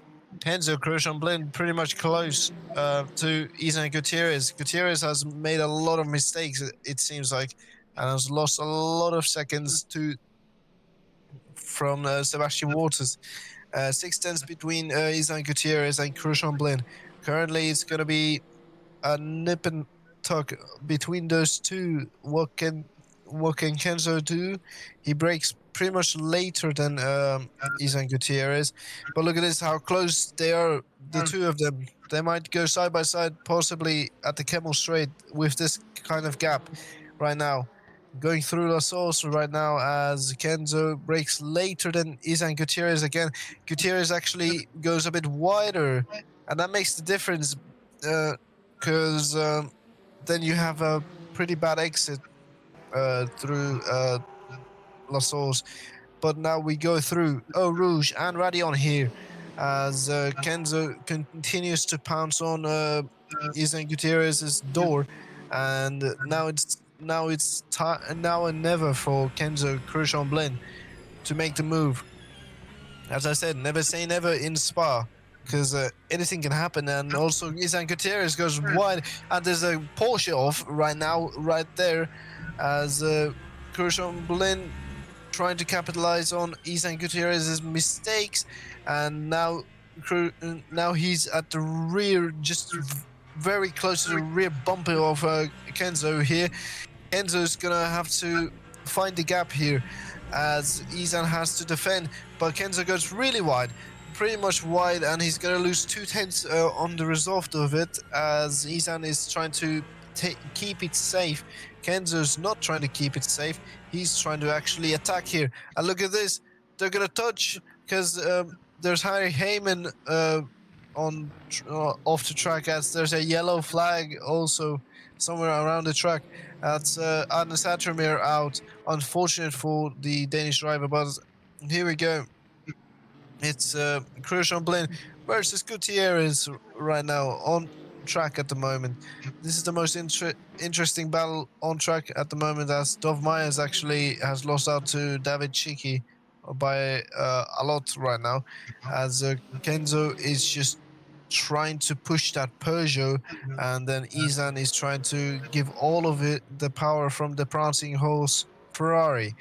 And now it's Italy versus France all over again, as Isan Gutierrez cuts the chicane and returns on the track with not an advantage. But here we go. Kenzo Kurshon Blin actually passes Isan Gutierrez on the result of it and goes up to the podium places right here.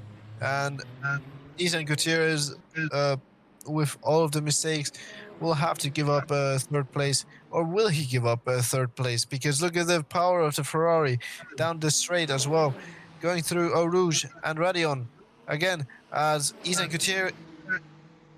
I thought the cutting corners ended, but well, Isan Gutierrez tries to use the advantage of the chicanes, and well, it's not gonna gain him an advantage. He's gonna lose the advantage, actually.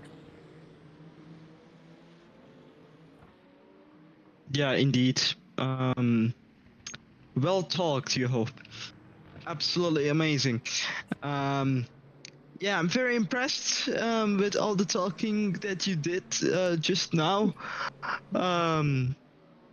I can't breathe myself, honestly, because it was so exciting. And pretty stressful to watch, actually, because I think the drivers are very stressed right now with all the fights going on, and with everything, especially when it's wet here in Spa. But yeah, honestly, this fight keeps going and going and going. It's pretty amazing, and yeah, I think they will keep fighting until the end. Yeah, indeed. As well, it's Myers versus Cheeky all over again. As well, Amir, what can you tell about this fight right now?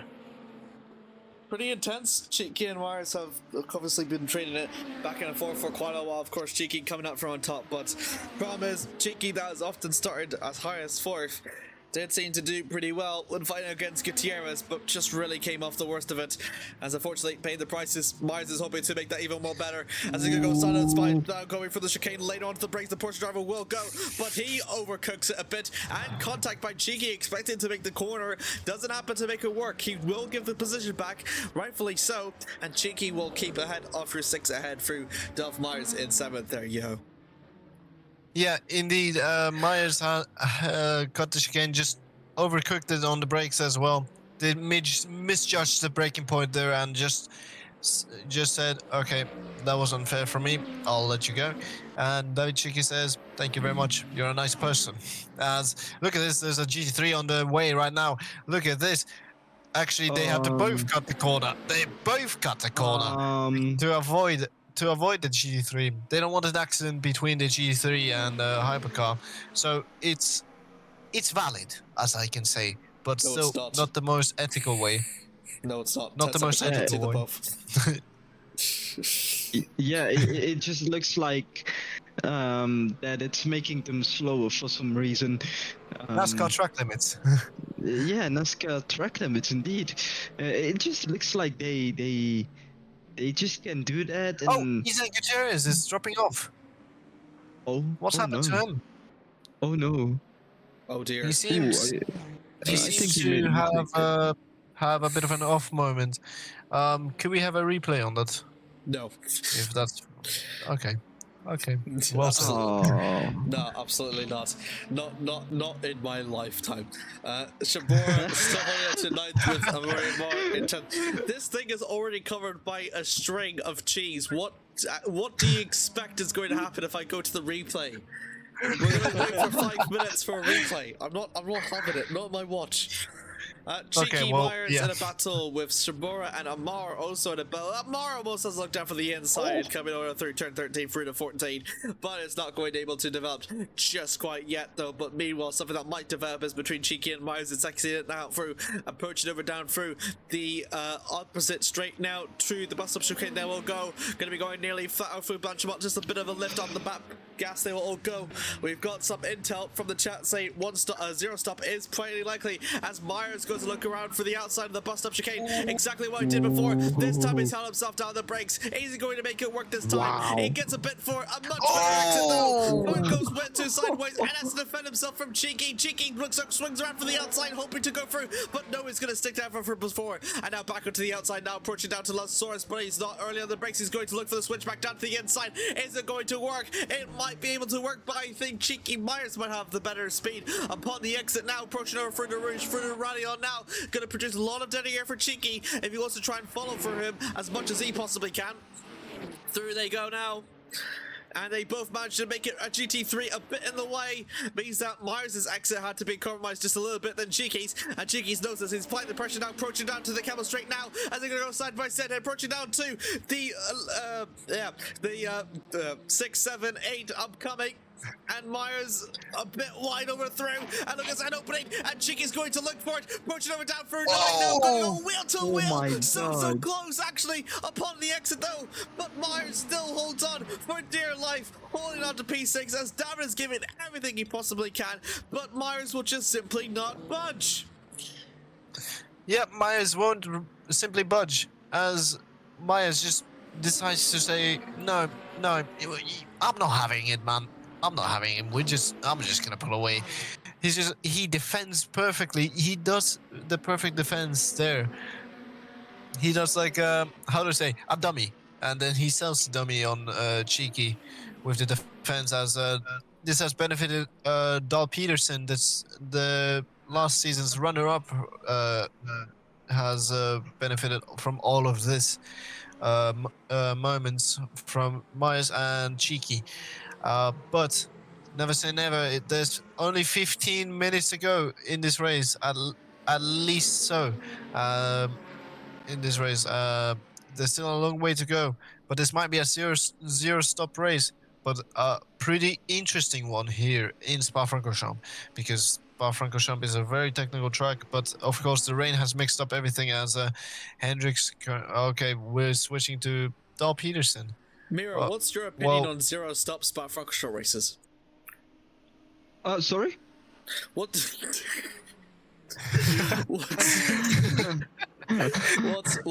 opinion on Spa-Francorchamps zero stop races?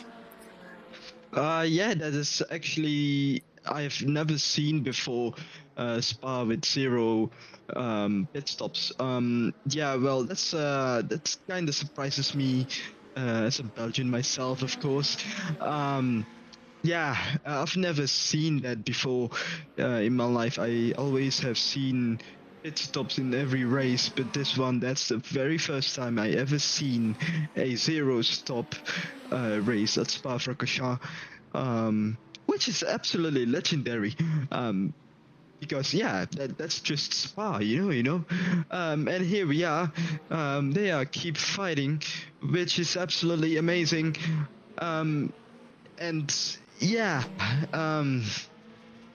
I have no words to explain no more. It's all good, Miro, but thank you for your analysis on zero stop spa races. Um, but it looks to be like a little spa at the moment, as Cheeky has a bit of a tank slapper, and Dahl Peterson is creeping to the door basically. Here we go. It's going to be a cat and mouse fight right here, ladies and gentlemen, because Dahl Peterson is on it again. As here we go, going through the Piff Paff chicane, famous corner name for me, the Piff Paff chicane. Here we go. Dahl Peterson trying to look for the inside, but no, there's no chance currently onto the inside. As well, here we go, 2 tenths between them as the slipstream will work its way. As look at this, Cheeky actually has a bit of a moment. There's a GT3 on their way, and here we go. It's gonna compromise Cheeky's speed a little bit, but it kind of helps his speed with the small slipstream advantage there. But here we go. Dahl Peterson tries to look everywhere. He's looking everywhere to find a gap to make the move on to Cheeky and get up to 7th place. As it's still zero stops for everyone right here with 12 minutes to go in this race. And Cheeky is just currently, well, I can't say ice cold, but there's one hot-headed Isota driver right there on his rear. Yeah, that is absolutely phenomenal. And as you can say, yeah, it was very spa-ish, especially when it's raining here in Spa. Here we go, and he here was we go. entering the inside, and now, yeah, he's making the move, or a little bit of contact, but he's fighting back. But it turns out he can't do anything now because he had the corner in front, and David,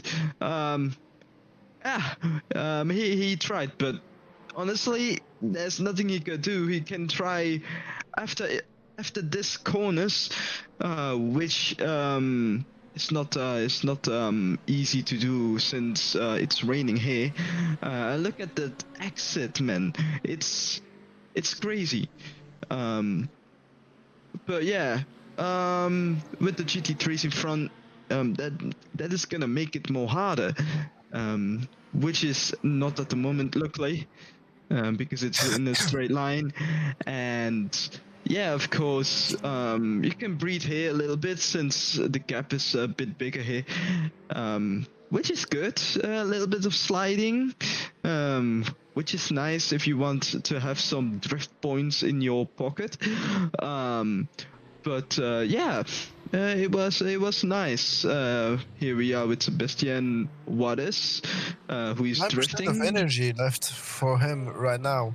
He might be actually the only one to pit in this race with the lighter fuel load at the moment. Yeah, It maybe. depends on this. As look at this.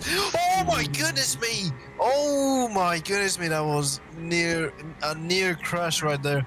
But of course, commenting on that Dahl Peterson Cheeky battle, what a move from Dahl Peterson to get himself up to 7th place. But that right there was pretty scary for Sebastian Waters right there. It was a near crash for him, as I can say.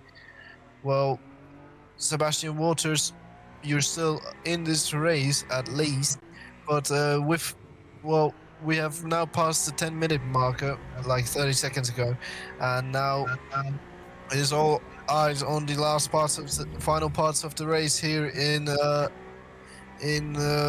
Spa-Francorchamps race, which has been pretty much wet around here, a classic Spa weather, as I could say, going through the Piff Paff chicane on board on the helmet cam of Sebastian Waters. Waters looks to be pretty much comfortable. He's trying to catch the leader here. Can we have the gap here, TV director?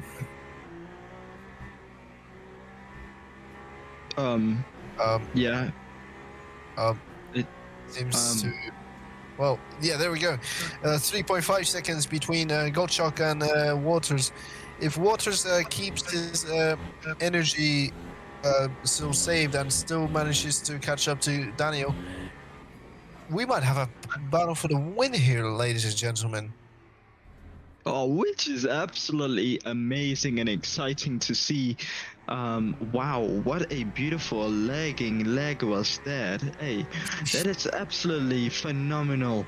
Hey, don't blame the TV director. It's only it's the computer, but it seems like Waters is actually catching up. But the thing is, 6% of virtual energy. I don't think he's gonna make it through the finish because, as you can, well, look at that. There's a yellow flag somewhere. It's Franisek. Even Franisek is off.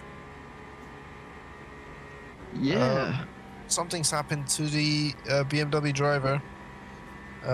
He seems to be still on off track. He's just returned back on the track, I think. But it's unfortunate for him. Back to this 5% energy for Sebastian Waters. He's actually catching up pretty much here to Kochak, but you have to be very careful with the energy now, Sebastian, if you want to get this win here. As Kenzo is actually trying to catch up, as here we are on board with Daniel Gottschalk, the Porsche driver with that beautiful 919 tribute livery. Um, there's a G3 on his way, as yeah, there's a bit of sliding. That's impressive how he's holding it every time, because we see from the dash as well. There's a lot of like these red markers. It means that the traction is kicking in here. And of course, there's now a G3 in the way of Sebastian Waters, but managed to get out of the way. Uh, and Sebastian Waters now 2 seconds behind Daniel Gottschalk. 4% of virtual energy remaining for Sebastian Waters, but 2.2 seconds. Now it's gone up the gap. 2.3 seconds, 2.4 soon. But Daniel Gottschalk trying to manage the gap to take a win here in what has been a pretty chaotic race here in Spa. With 6 minutes to go right now, what can the German driver do here in Spa-Francorchamps? We're now just watching him as Sebastian Waters seems to go into the pit right now. Yeah, he does go into the pit as Christian Blin will benefit up to second place right now. Um, no, Kenzo's going into the pits, so that means that Lorenzo Hendricks is actually going to take second place right now on track at the moment, as Gottschalk still continues with 15% of virtual energy left, and Sebastian Waters comes out of the pits. Still Actually, second. he's still second, Wow. as Lorenzo Hendricks is actually uh, coming through the source. Yeah, Sebastian Waters is still in second place right here, ladies and gentlemen. Now with 16% of virtual energy, as Izan Gutierrez is up to fourth. Now Kenzo is down to sixth. He might have to do the comeback of a lifetime if he wants to get up to that podium place. But here, meanwhile, the man that's been pretty comfortable after the start of the race, Daniel Gottschalk, currently on his way to possibly win this race, because it seems like he's not going to schedule a stop and go for a zero stop instead of a one stopper for this race, and for sure will be pretty happy about this victory, because in the end he took it away from Kenzo either way, and he was just pretty much comfortable all around this race. Maybe Sebastian Waters wanted to try to pressure him, but no, Waters didn't have much virtual energy left, and decided, yeah, it's too risky for me. I will go into the pits. Lorenzo Hendricks currently has 9%, but he will still make it to the end of the race for sure, because there's 3.25 minutes to go right now on this race, and Gottschalk goes wide. But look at this battle between Christian Blaine and Dov Myers. Christian Blaine has the newer tires and says thank you very much and takes 5th place right now, as there's a possible battle between Amari Amar and Andrew Taggart here.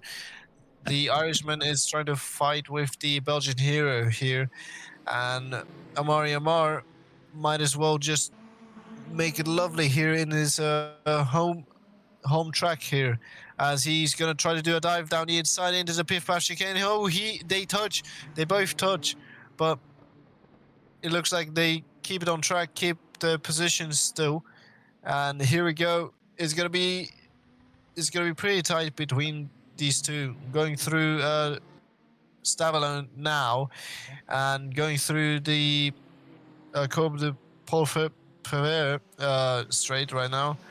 And now here we go. Amari Amar putting the pressure on Andrew Taggart here, and yellow flag ahead somewhere around the track actually. But Amari Amar still keeps the position, and Andrew Taggart still keeps his position as well, as Izan Gutierrez right now in 6th place. What happened to him? I don't know. As Kenzo's up to 4th, and now look at this. He's gonna pressure Lorenzo Hendricks. He's on a rampage again. He, as I say for the 2nd time today, he's doing a heroic comeback to take what's going to be a likely podium. But will Hendricks actually be able to hold on to it? That's the question here. 2 Peugeots fighting for the bronze trophy here. Oh no, Hendricks is off. That he's collected Kenzo as well. That means Myers is up to 3rd. What's happened there? What happened there?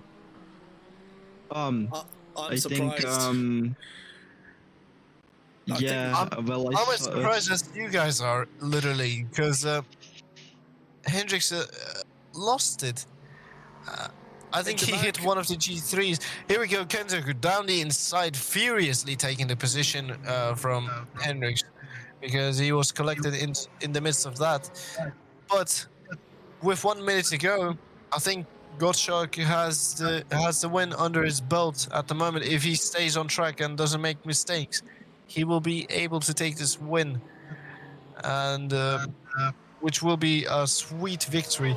And look at this, Kenzo going to the inside, 3 wide into the straight, and look at that, Kenzo makes the move on Izan Gutierrez there, as it's too late to take the position from Dov Myers, because Myers is pretty much way ahead of Kenzo.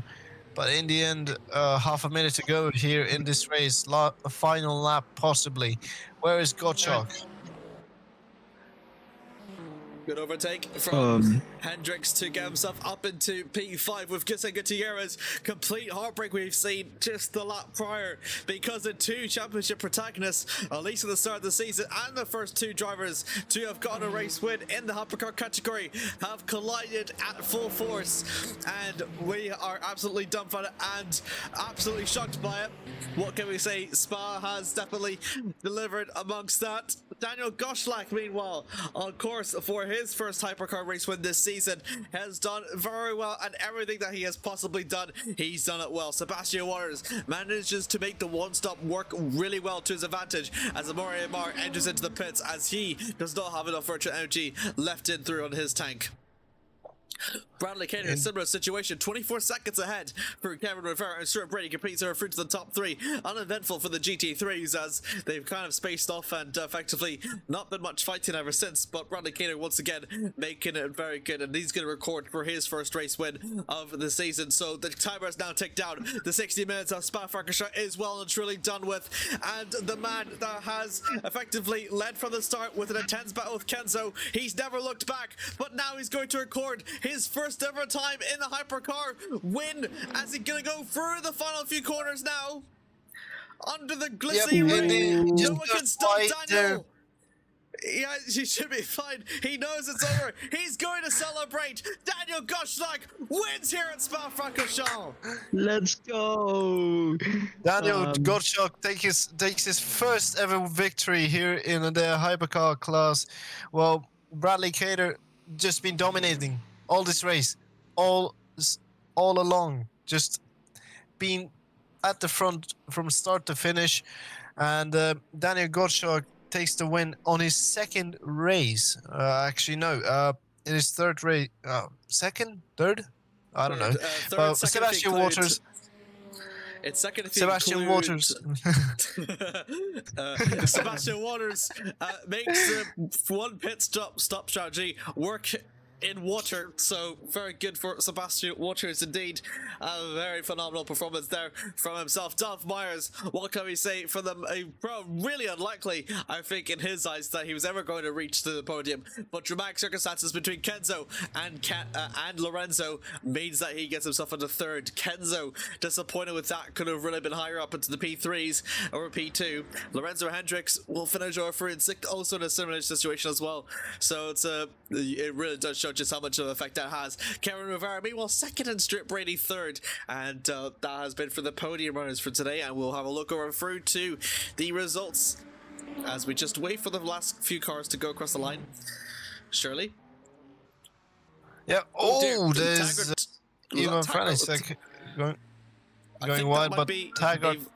Yeah, Tiger has a drive-through penalty, so Amor, the last one to make for the pit stops, is going to be one of the last ones through to come across the line. Harry Harman is in the pits. Howard has actually...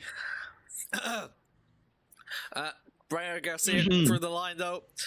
Samuel Bellman is going to be the last of the GT3s over to the line, and we'll wait for Amor. He'll go through across the line, and a fantastic result indeed. And Bradley Cater is still on track at the moment, as I can speak right now. Okay, Still that's fine. shows We could he's just do the leader. We'll just do the GT3s then, because he's clearly waiting for, I think, still finishing off for his. But Bradley Kerr is a race winner at once for here at Spa-Francorchamps. As you can see here, navigating through the chicane and go through to the win with Kevin Rivera through second place, Drew Brady third. The timing tower seems that he has lapped everyone. No, he has not. Ermic Wormstrang, very good for himself, up in the fourth with Harry Hammond in fifth. Howard the Cock sixth. Good, impressive performance from him. Ahead of Brian Garcia in seventh, with Samuel Bellman eighth. Brian Mass, the only one that had been a lap down through his struggles. And then the only retirement we had seen was Gambush. And as we see as well, Raul Pugdil failed to serve a penalty, and as a result was disqualified in the GT3 class. The hypercars, a much different story though. Daniel Gottschalk, what a great performance for himself to get himself a race win. It's the third time we've seen a different race winner through here today. And he's going to be cleared for Sebastian Waters, who takes a very good impressive podium. I think the first in his career. Duff Myers also records his first podium in the hypercars with a third place. And Kenzo Cruchon-Blin, a really chance to make it to double podiums in 3 races, but unfortunately it wasn't quite enough for the Frenchman. But he did very good for at least the last minute gasp that he had to bunch up to 4th at least. Camp Del Peterson through on 5th, very good for himself, ahead of Lehanda Hendricks. Again, that incident while he was running 3rd ruined his chances of a podium. Headed for Isan Gutierrez up in the 7th, ahead of Jacob Shimura in 8th, with David Chiki struggling in the Peugeot down over for in 9th, with Eva Francis completing over through to the top 10 into the hypercars, with outside of the top 10 Amoy Amar in 11th having to make a late pit stop. Means that he finishes for a lap down, but he finished just as ahead for Andrew Taggart, with Andrew Setramir and Emil Art being the retirements for the hypercars.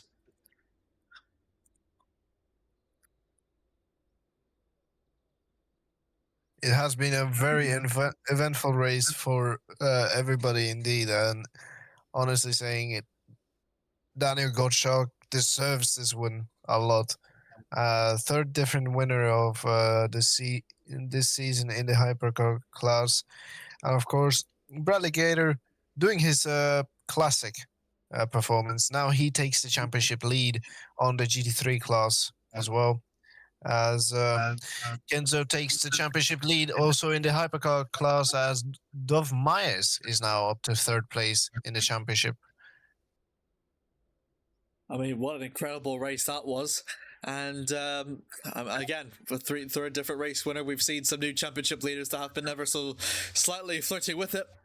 But again, also another fun thing to keep in mind as well is that it's also a third different race manufacturer win as well, as we had seen previously through before. We've never seen a Porsche win, but now we have done so. We've done actually no, we've done two Peugeots.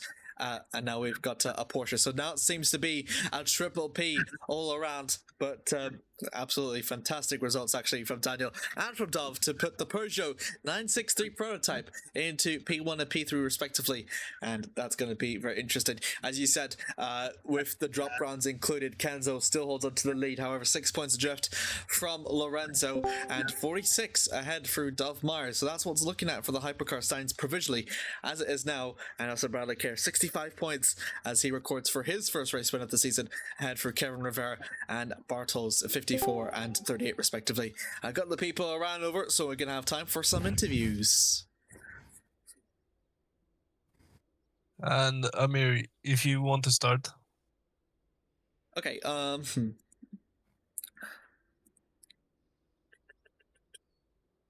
just want to make sure who we have here for today.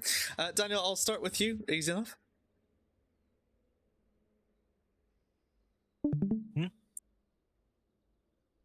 Daniel? Daniel? Yeah, I'm here. Sorry. Yeah, it's okay. It's okay. Well, congratulations. It's your first hypercar win of the season. How do you feel? Yeah, quite good. Was a hard race with full wet, but yeah, feels good. Yeah, we've seen quite. It was a very interesting qualifying for yourself, I must say. So you're extraordinarily fast, just about pimped off to the line by Kenzo. Did you expect, though, from how close the qualifying was between yourself and Kenzo, even though it was about 4/10 off, that you two would fight very, very hard in the early stages of the race? Yeah, I was knowing that if I'm not winning the start, he would drive away because in quali I watched his last lap and like he missed one or two corners and I Whoa. barely hit my full lap and he was so much faster and I was knowing I need to overtake him in lap 1, if not he would be away. And yeah, it was quite a nice fighter turn at lap 1. I guess everything was fair, but yeah, was very good qualifier from Kansas as well. I know what happens after that with him. I just saw that he was side by side with two GT3s before Rouge, but after that, I guess he spun around at some point, but I was not even seeing that, to be honest. Yeah. How much confidence did you have during the race? And congratulations on your first win also on the series. But it was pretty challenging out there, and also I saw Sebastian Waters also starting to catch up. But then after that, he went to the pits as I realized he had virtual energy off. Yeah, I guess I was not even close to the fastest guy on track. It's why it was not that much challenging because I was not on 100% push all the time. I was like saving a bit, trying to save my fuel and driving, yeah, like lifting before the corners and trying to hold my target to come to the end without a stop. And I saw that Waters is like has 5% less energy than me, and yeah, I was knowing he needed to pit, and that's why it was quite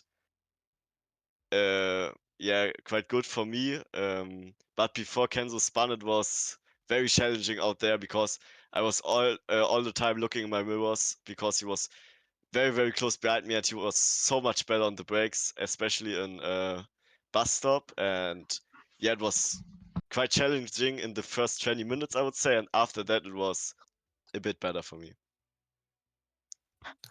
Dankeschön. Miro, any questions?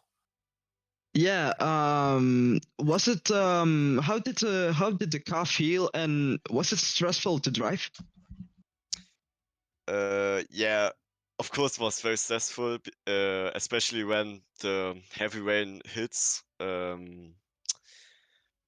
Yeah, like the hardest part was when we were overlapping the GT3s, but overall because I was not 100% pushing because of my fuel, it was, I guess, for Waters or Kenzo, it was definitely way more challenging than for me. Yeah, I totally get that, and congratulations with your win, of course. How do you feel about that? Yeah, feeling very good. I'm glad to hear that. Nice. Anyways, thank you for your time, Daniel. I want to move on also to Sebastian Waters. Sebastian, fantastic drive to P2. You made the bold call to go for a one-stop strategy. Well, not really a bold call, but a bit of a forced call. But what gave you the confidence to make it work, and especially as the track condition was very challenging for you?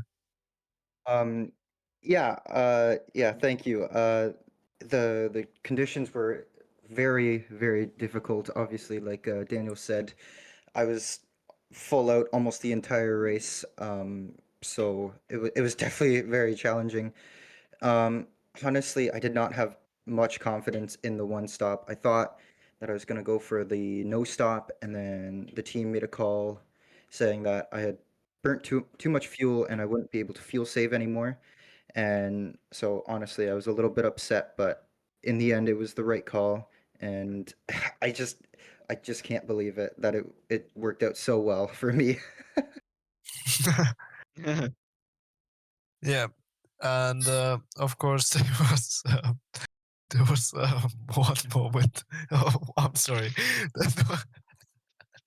I'm sorry. The cat was actually jumping on all up and down. But there was at one point you were starting to catch Daniel, but unfortunately you had not much virtual energy. Uh, Um, Sorry, go but ahead. it was. I mean, to be fair, you were up on pace and you were pretty fast out there. So yeah, how much confidence did you also feel with the car as well? Yeah, the car felt amazing the entire race. In the early stages with the heavy spray and being right behind Kenzo and Daniel, it was so hard. And that was with the understeer from the heavy rain, the low visibility from the spray. It was definitely the hardest part of the race. And then everything from there was a lot easier, especially when it started to dry up.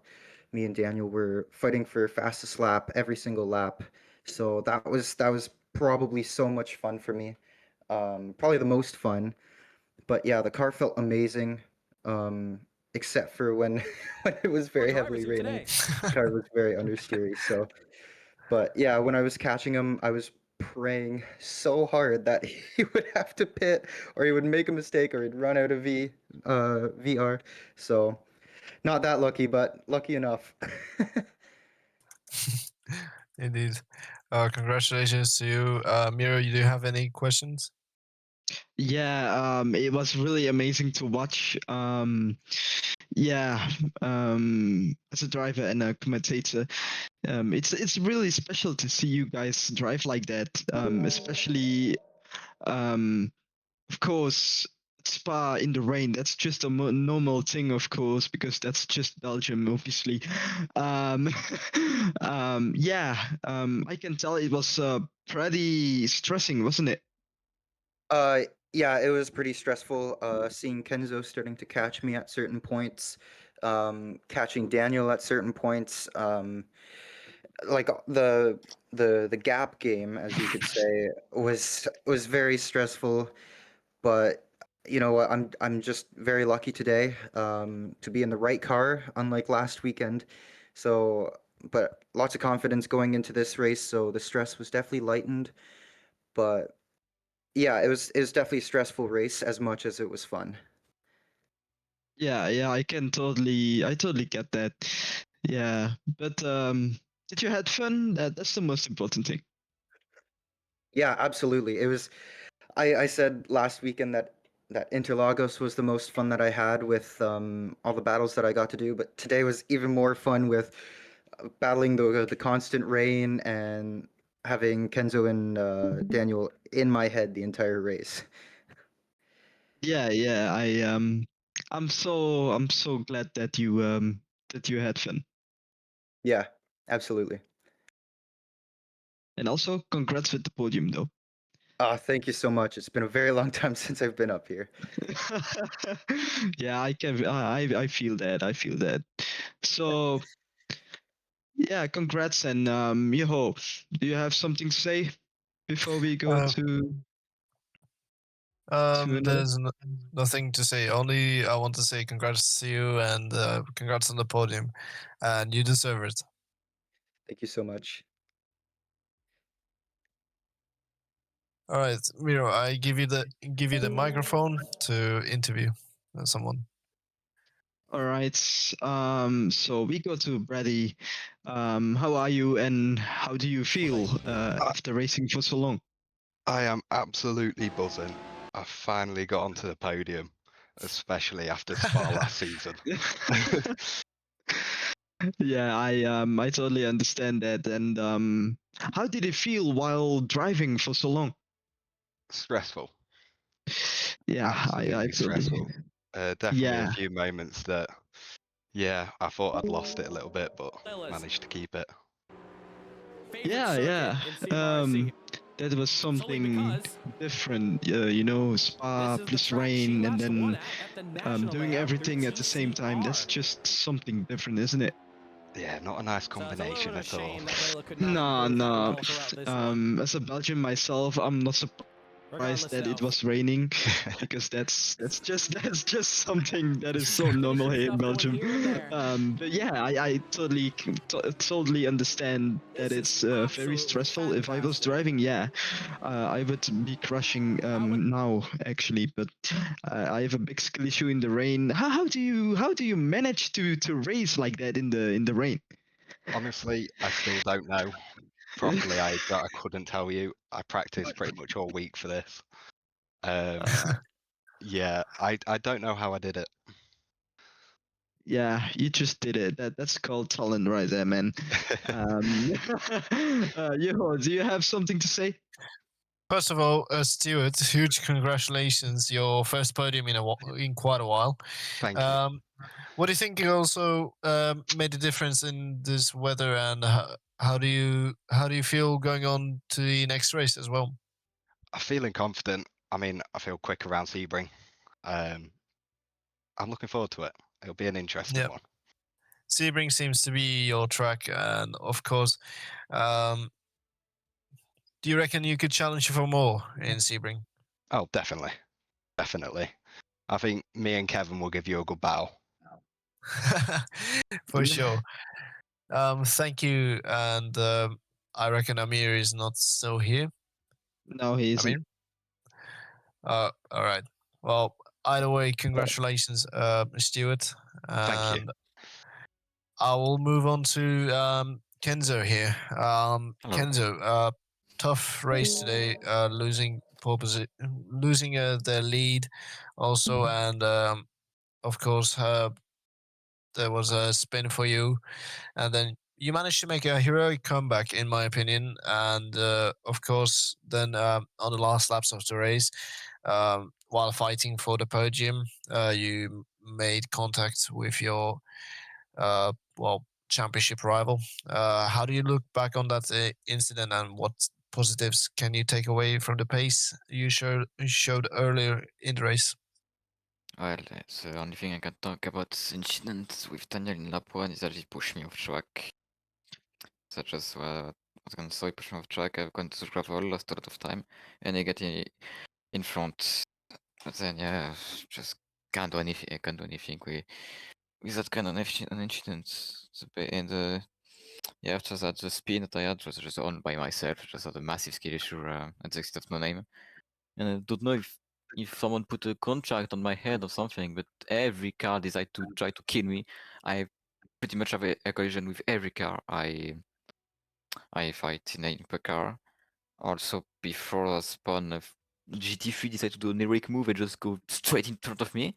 I've nearly killed a Ferrari next to him. I tried to avoid him, and he killed himself understeering into me at the exit of the Rodeo. Yeah. But yeah, Yeah. I not to understand an your exit for that. Yeah, I understand your frustration. What happened today? Well, you retook the championship lead by 6 points, but going on to Sebring, what? How do you feel about that track, and how do you feel for the upcoming races as well?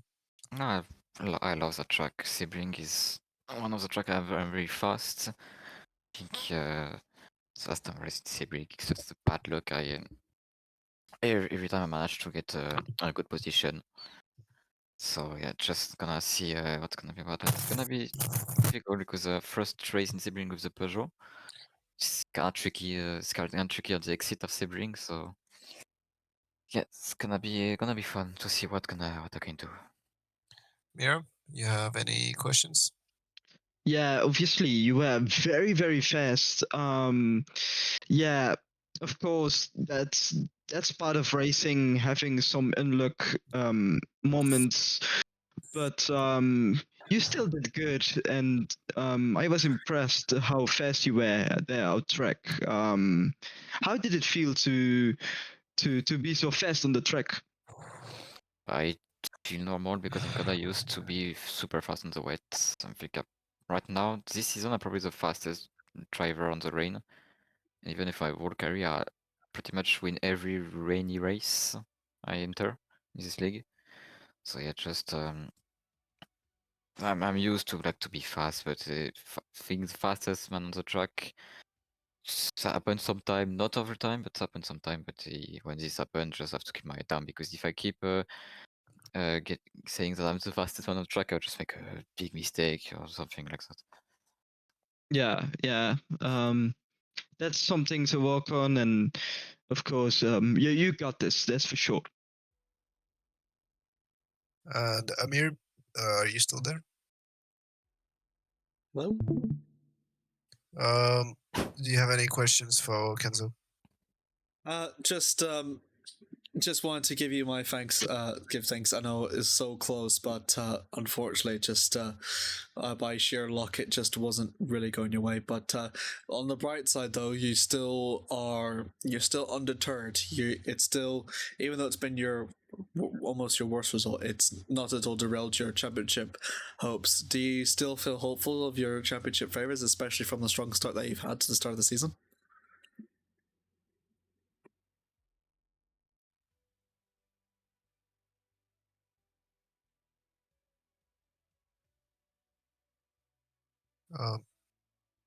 Hello?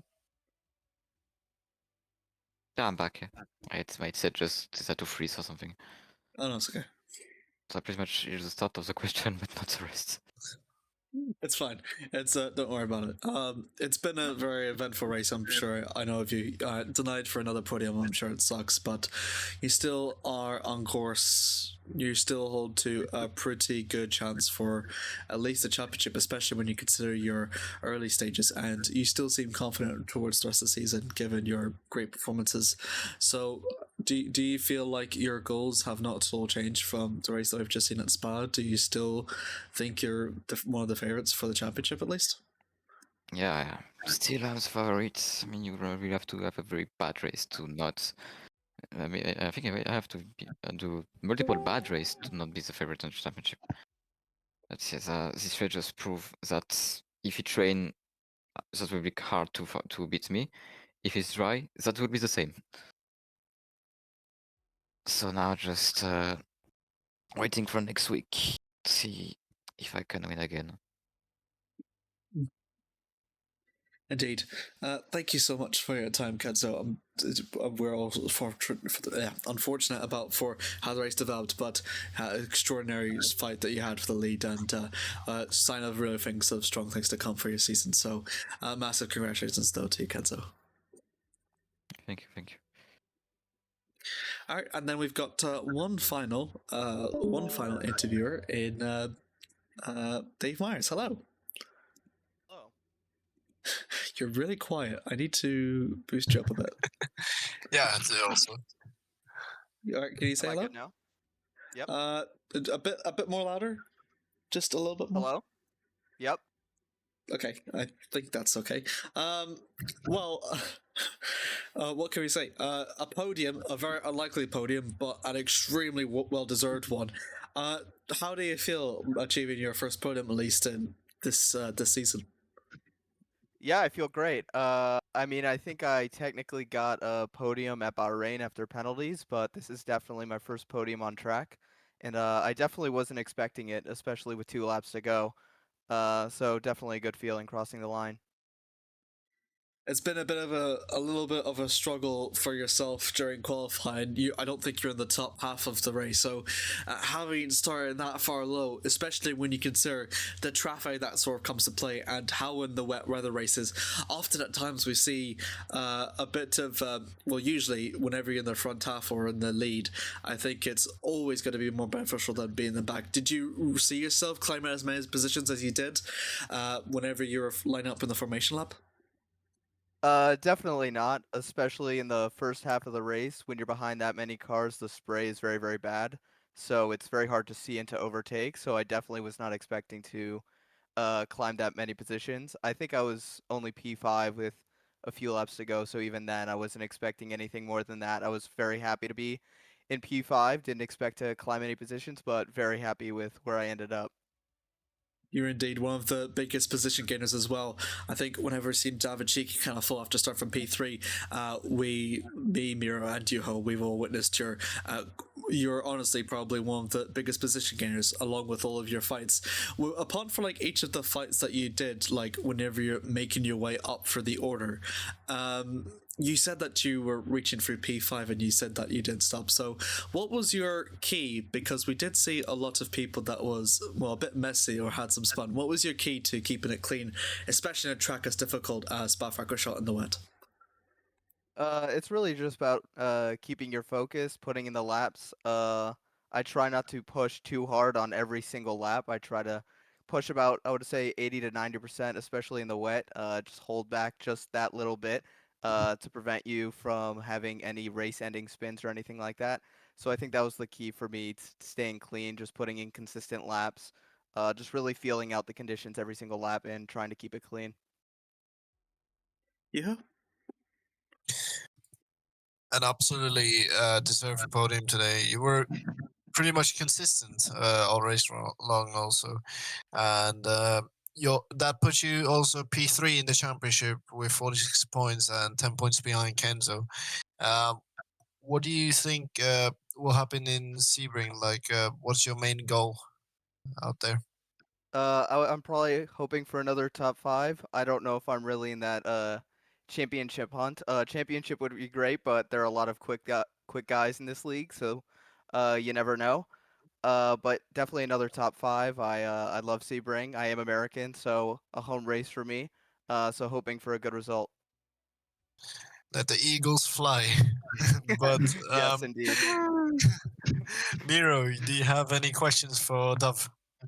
Yeah, so obviously this rainy race, is a rainy race something for you, or are you better in the dries?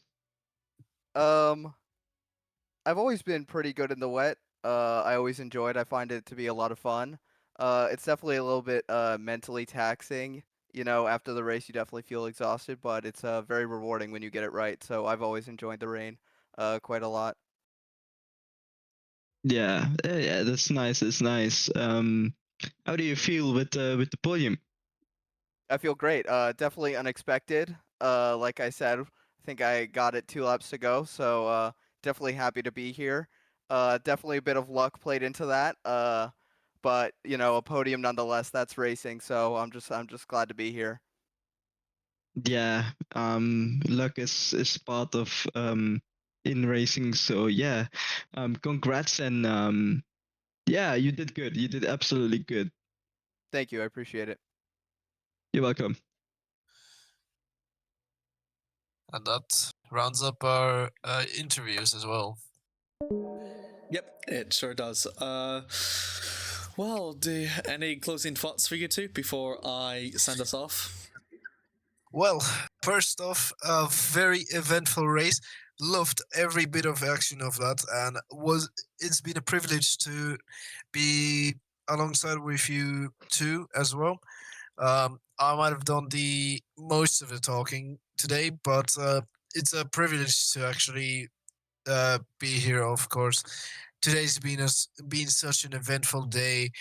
Um, a first time win for Daniel as well, which puts him up to P5 in the championship as well. And Dov Myers, the biggest surprise, also taking his second podium of the season and now 10 points behind Kenzo. Third